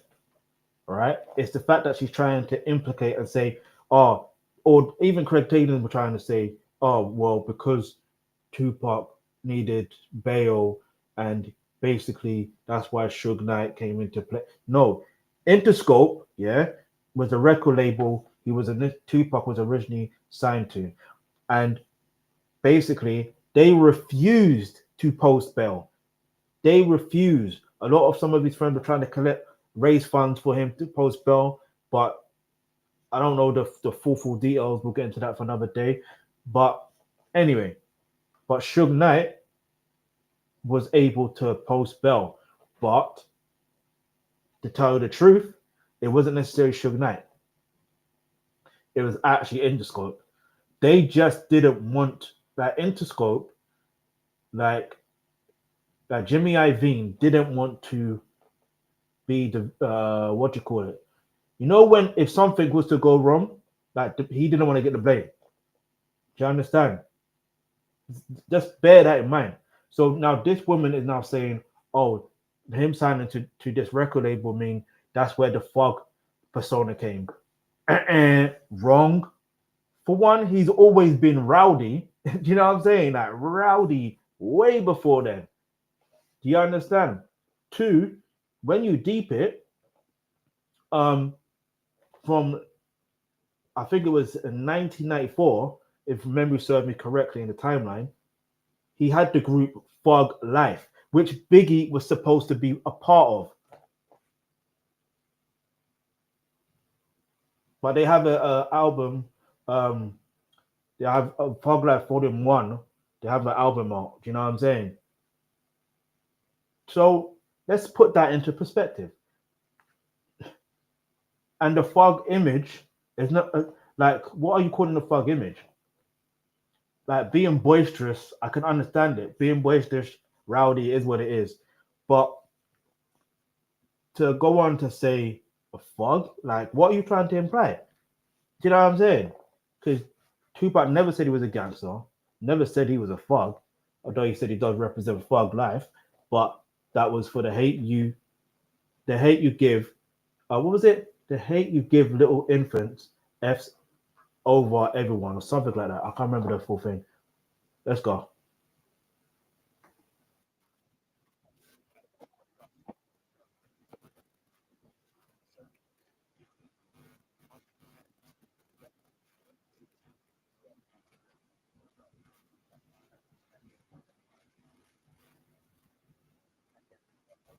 Okay, so Mark Anthony Bell got allegedly assaulted by Tupac and whoever and Suge Knight because they're trying to say because of the incident that happened after August,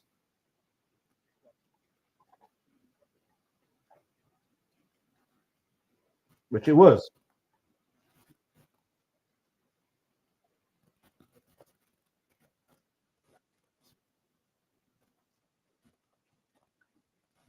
Okay, so now they're going into the diss records, yeah, and they're trying to say um Biggie released, not even trying, they are saying Biggie released Who Shot You and then um Tupac released Hit 'Em Up. But there was other diss tracks, yeah, that were actually on um All Eyes on Me album. If you listen, or not necessarily diss tracks per se, but you can tell that Tupac was talking on the situation. Do you get what I'm trying to say? So let's just keep that in mind. All right.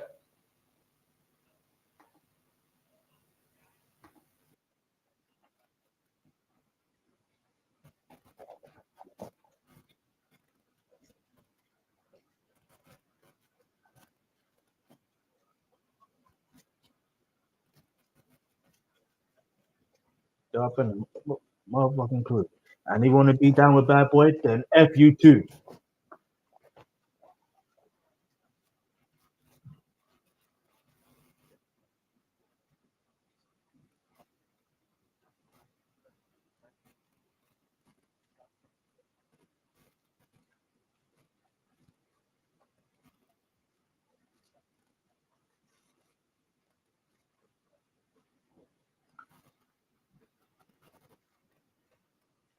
Okay, now let me to Trayvon Lane.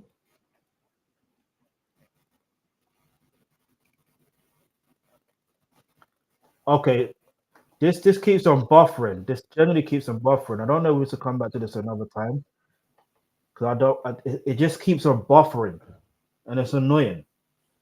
Um, so basically, to cut a long story short, what they're saying is because of the incident that happened with Sean Combs' friend or whatever, or associate or whatever, they're now saying because of that retaliation, because they're trying to say this is how they're framing it.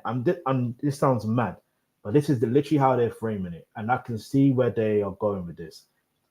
They're trying to frame it as because of the talk or the taunt from Suge Knight at the Source Awards, where he's saying you don't want anyone being all over your records and all over your videos, dancing, come to, you know what I mean? But one could argue that might not be about Diddy.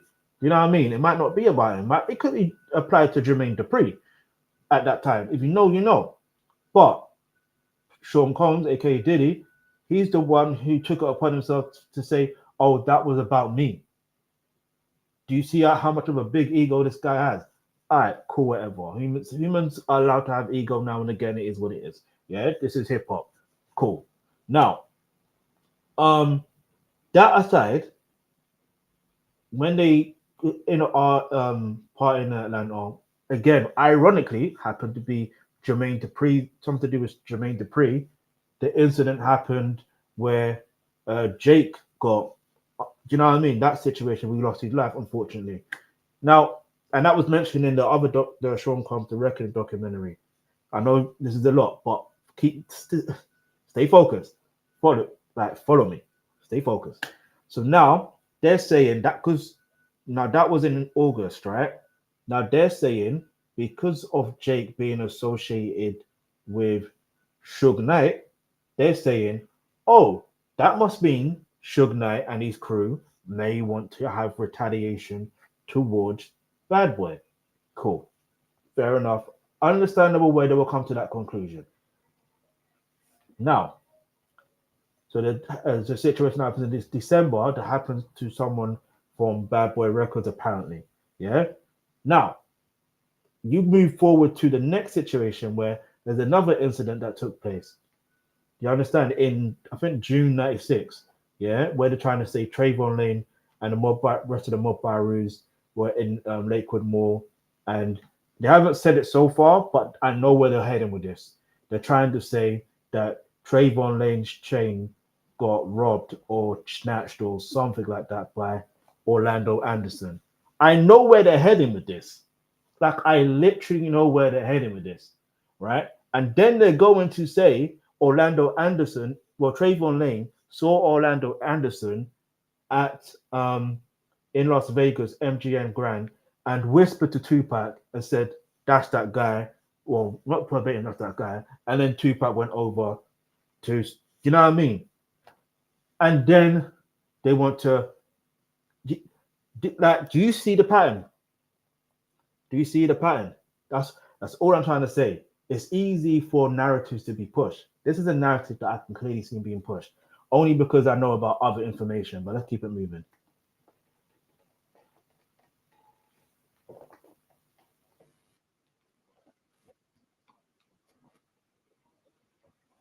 Also,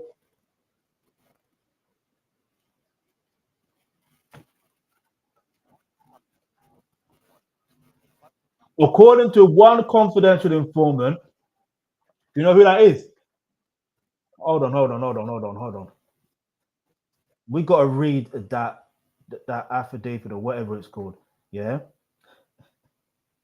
According to one confidential informant, Greg Kading says, yeah. Remember I said keep the mind Reggie Wright Jr. in name in focus. Yeah. Just keep that in mind. Because he is the one that has been instigating that.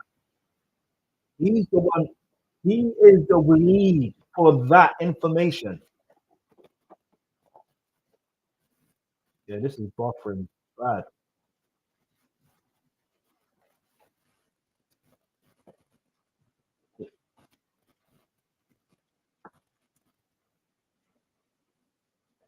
They even say alleged. It's not like it's a fact.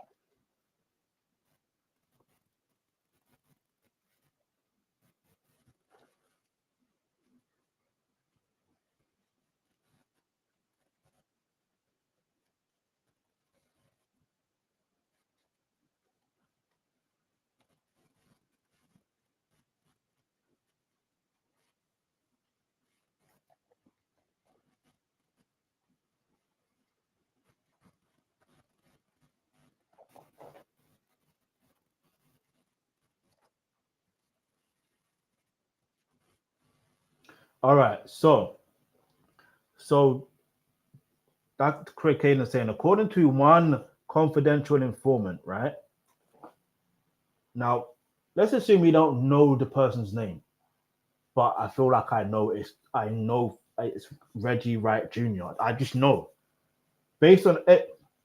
Like I said, we'll do further investigation, but the problem is, my issue with these type of things is, if you don't open your mind and open your ears to this, you never know. You not even never know. You will fall easy for narratives that are being pushed. And I'll just say this: there's a reason why I'm saying it's Reggie Wright Jr. and we'll get into that much later on. Not today, but much later on. You know what I mean? But he is in this documentary. But there's, you know what I mean? Suge Knight has spoken on it. Delray Richardson has spoken on it. There's other people that has spoken on it. Yeah, but we'll break it down further. Yeah, but basically it says here. So if they blanked out names, yeah, advised that after the incident in Las Vegas, they blanked out the person's name, attended a gang meeting held at Luenda's Park in City of Compton. During this meeting, Trevon Lang, it says Lang, yeah, as an individual known only as Money, told blank out the name, and several other Mob Piru gang members, and that Keefe D, see, the name Keefe D is brought up, a Southside Crip gang member, was one of the individuals involved in the fight that took place in MGM Grand Hotel. Hang on. Keefe D wasn't there. Unless talking about another Keefe D. Like Keefe D wasn't there when his nephew, Orlando Anderson, was getting stomped out. He wasn't there. Like he literally wasn't there. But anyway, let's keep it moving. Lang also advised the blanked out the name. Okay, whoa, missed out something. Was one of the individuals in the fight that took place at the MGM Grand Hotel that Keefe after the Tyson Sheldon fight. Lang also advised, and they blanked at the name, and that the others, and they blanked at the name, feels that the Shakur was the intended target of the because blanked out the name. So I believe that Shakur was the one responsible for instigating the fight. But someone whispered to him, why would he know someone took the chain? Where would he have known? And then Tupac is one of those individuals, yeah, wherever he is, yeah, he's going to literally mention it. Like he's going to say, this person took this chain and we're going to do this. Do you know what I mean? Like he will open his big mouth, pause, no Diddy. Like, you know what I'm saying? He will say something. It will be on record. Like he literally would be on record around that time. You're talking about from June or July, whenever the incident took place, yeah, till September. Tupac definitely has been recording music in between those times, and you're telling me there's no music out there where he mentions anything like that. You understand what I'm trying to say? Narratives are being pushed. What's this informant talking about? Maybe they, anyway, I've got to say, maybe they have their own agenda. But why? Yeah. Now, where was he? Was responsible for the instigating. So basically, instigating the fight that took place prior to the incident. Now, here's the other thing. The next paragraph.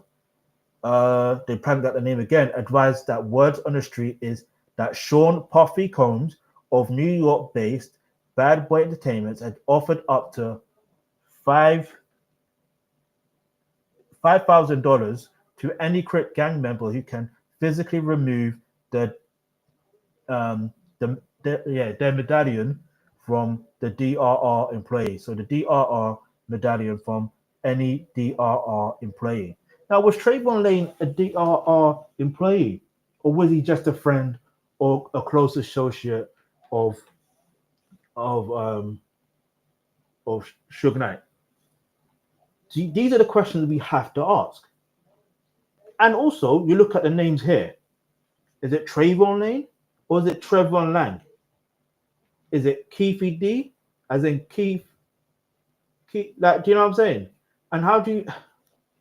And if you're a confidential informant, I don't know how it works, but wouldn't you want to inform them of their real names if you could get their real names? Because then you're actually helping with the investigation. Because that's what confidential informants, as far as I'm aware, that's what they do. Do you understand? And I could be wrong in this, but let me know what your thoughts are in the comments below. But something don't add up.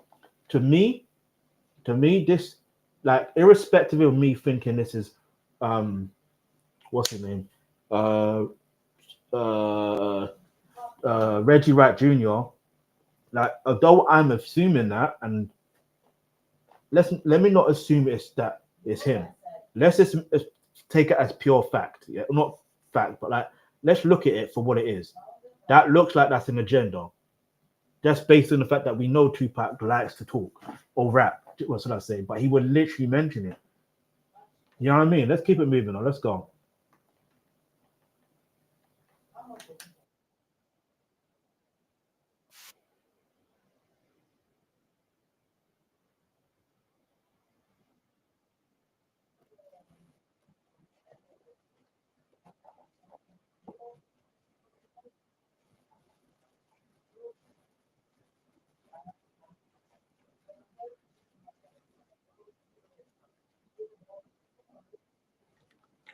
You see, they even mentioned Tupac recorded.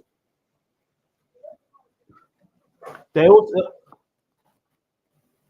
they also mentioned that Tupac recorded a song for Tyson, Mike Tyson. Yeah, he recorded a song for Mike Tyson and the song's called "Let's Get It On." So now, when you deep it, and he's walking into this, do you know what I mean? They're playing a song. So if, like, let's think about it, like, logically, yeah, it's Tupac. Like, he would, guarantee you, yeah, I guarantee you, he would have mentioned about the incident that time. You understand? You would mention that his friend or someone from the label thing got took and we're gonna get payback. Like, he will mention it verbatim. Like, although I want to say he's not lyrical, like, well, we know he is lyrical, but like, he doesn't do the triple entendres and double entendres and all that stuff there, like the way we think. You know what I mean? Which is nothing wrong with that, because I like lyricists that have triple and double and quadruple entendres. I like that. However, the point is, with this situation, Tupac, I know he 100% would have said something. He would have said payback is coming to those who stole that chain. You know what I mean?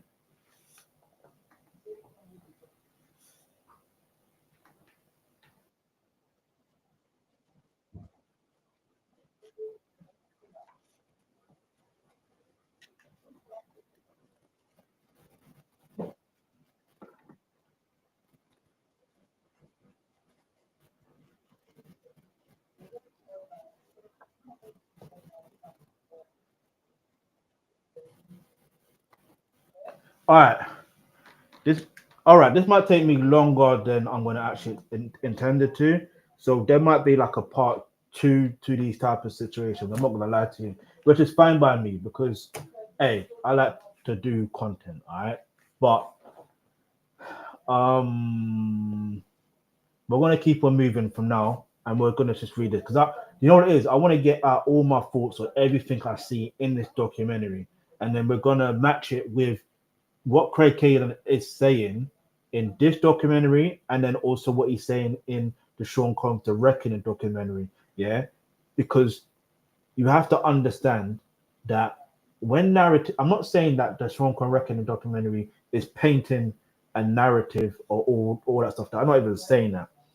We want to find out the real truth of what happened to Tupac and Biggie, right? And yes, it may look like it insinuates that Diddy was involved, but how and why? Where does that come into connection in regards to Tupac, and where does that come into connection in regards to Biggie? All right, they kind of alluded to it in the Sean Combs The Reckoning documentary, but they didn't really go too much into detail. This is why this is important. Do you understand? Yeah, you can say I recorded a song saying about $1 million hit, blah blah blah. Do you know what I mean? But there's more to it. Do you know what I mean? There's literally more to it. Anyway, so yeah, so now this text says here, I think it's they put once the source arrived in Las Vegas, source and several other DRR employees and mob Baru gang members attended a party in the bar area of the MGM Grand Hotel. This was prior to the fight. Source advised that several well-known DRR employees were at the party, including Suge Knight, Mob James, Alton McDonald, Tupac Shakur, Kevin Woods, Trevon. Is it Trayvon or Trevon? Which one is it now? And other sources further advised that while at the party, the source observed Knight, Mob James, McDonald, and one of the other members of the Outlaws carrying firearms.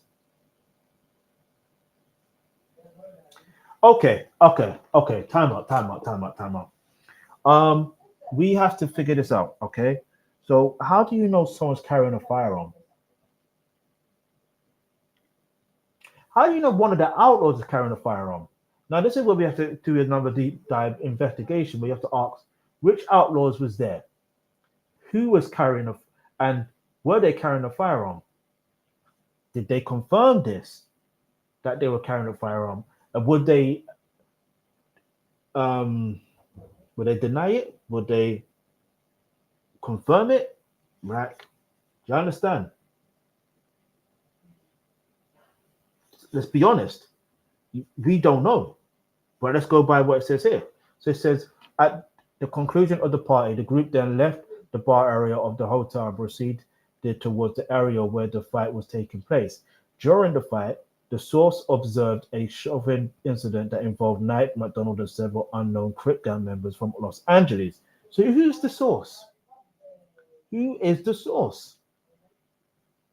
Who is the source? Is it the criminal, the informant? Okay, if it's the informant, just say the informant. But anyway, it says here, the source overheard one of the Crip gang members tell Knight that he thought that he, as in Knight, thought he was untouchable. Knight responded by telling the Crips that he was untouchable. One of the Crip members then responded by saying, "You can be touched." At the conclusion of wait. Time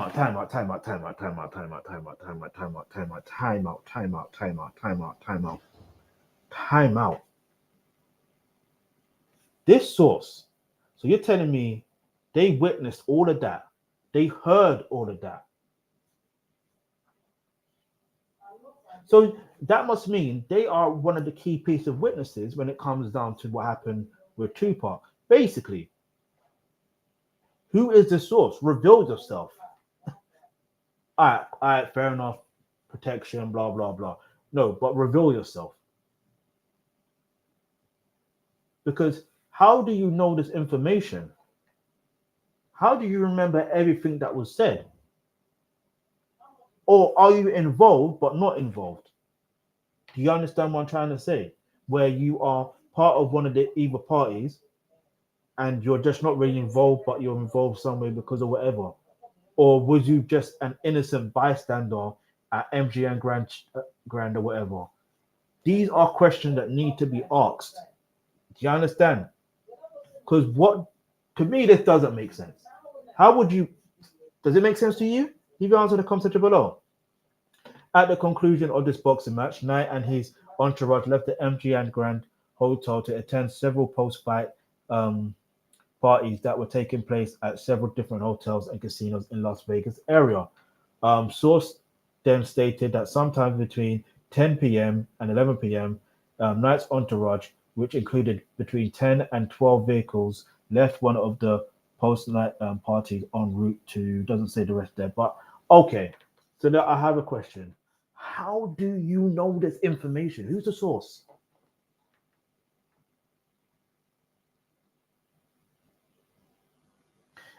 I want to see if I can find paperwork to the full-on investigations, and we can get into that. Like, and this probably is a wise choice for me to do a part two, like in 10 minutes. Well, not in 10 minutes, but yeah, because I'm just trying to figure out. Yeah, there's a lot of details that are missing.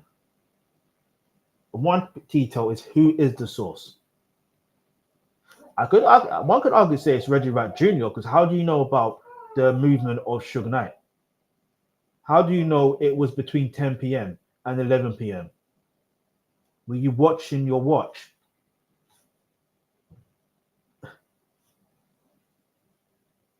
Anyway.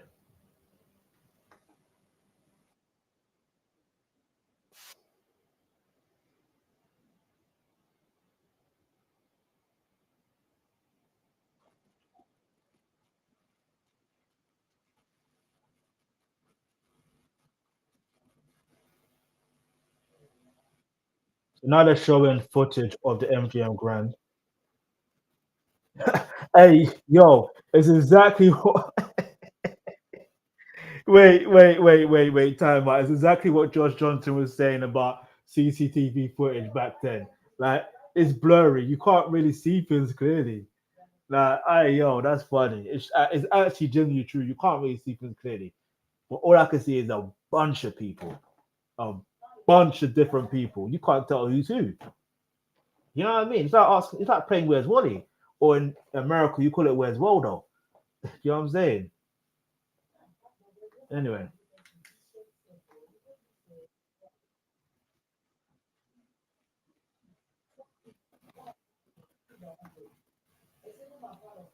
okay. Now they've sort of, I feel like they highlighted the Orlando Anderson, and maybe they did that because they felt because of what he was wearing, it's easily spottable.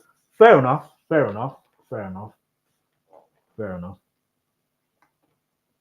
Oh, it is Trevor. Okay, so Orlando, Baby Lane, Anderson, and Trevor Lane.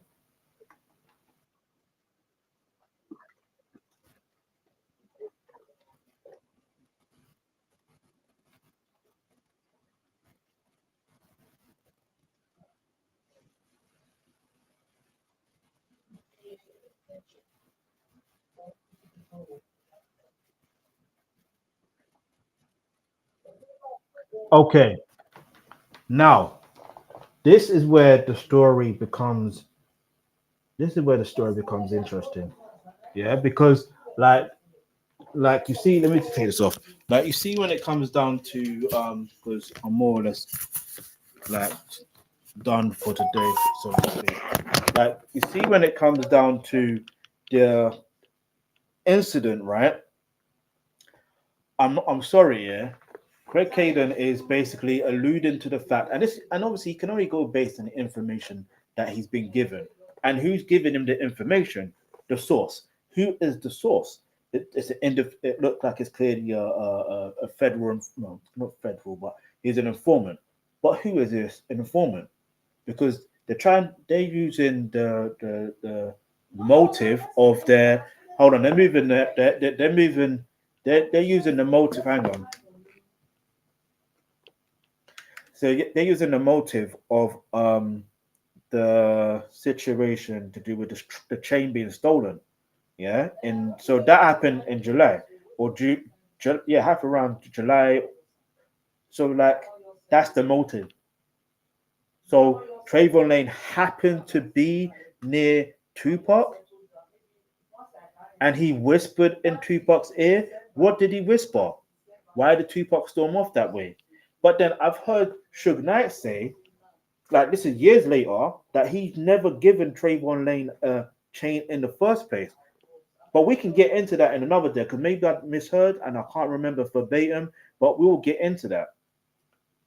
I think the way I'm gonna break down these documentaries or this documentary is just try and do this in parts. So when I say in parts, but it's like we have to look at it from understanding the key individuals that we know of, right? So hang on.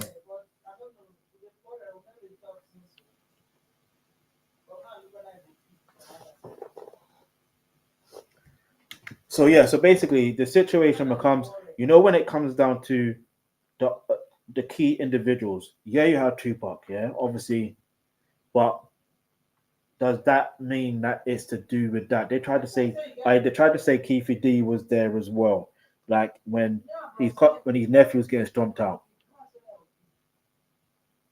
But then it's like he wasn't there, was he? But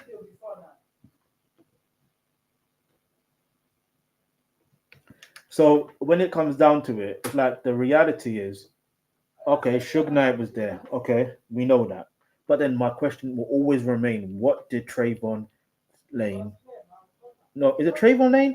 The irony of the names, you got Orlando Anderson. His nickname is Baby Lane.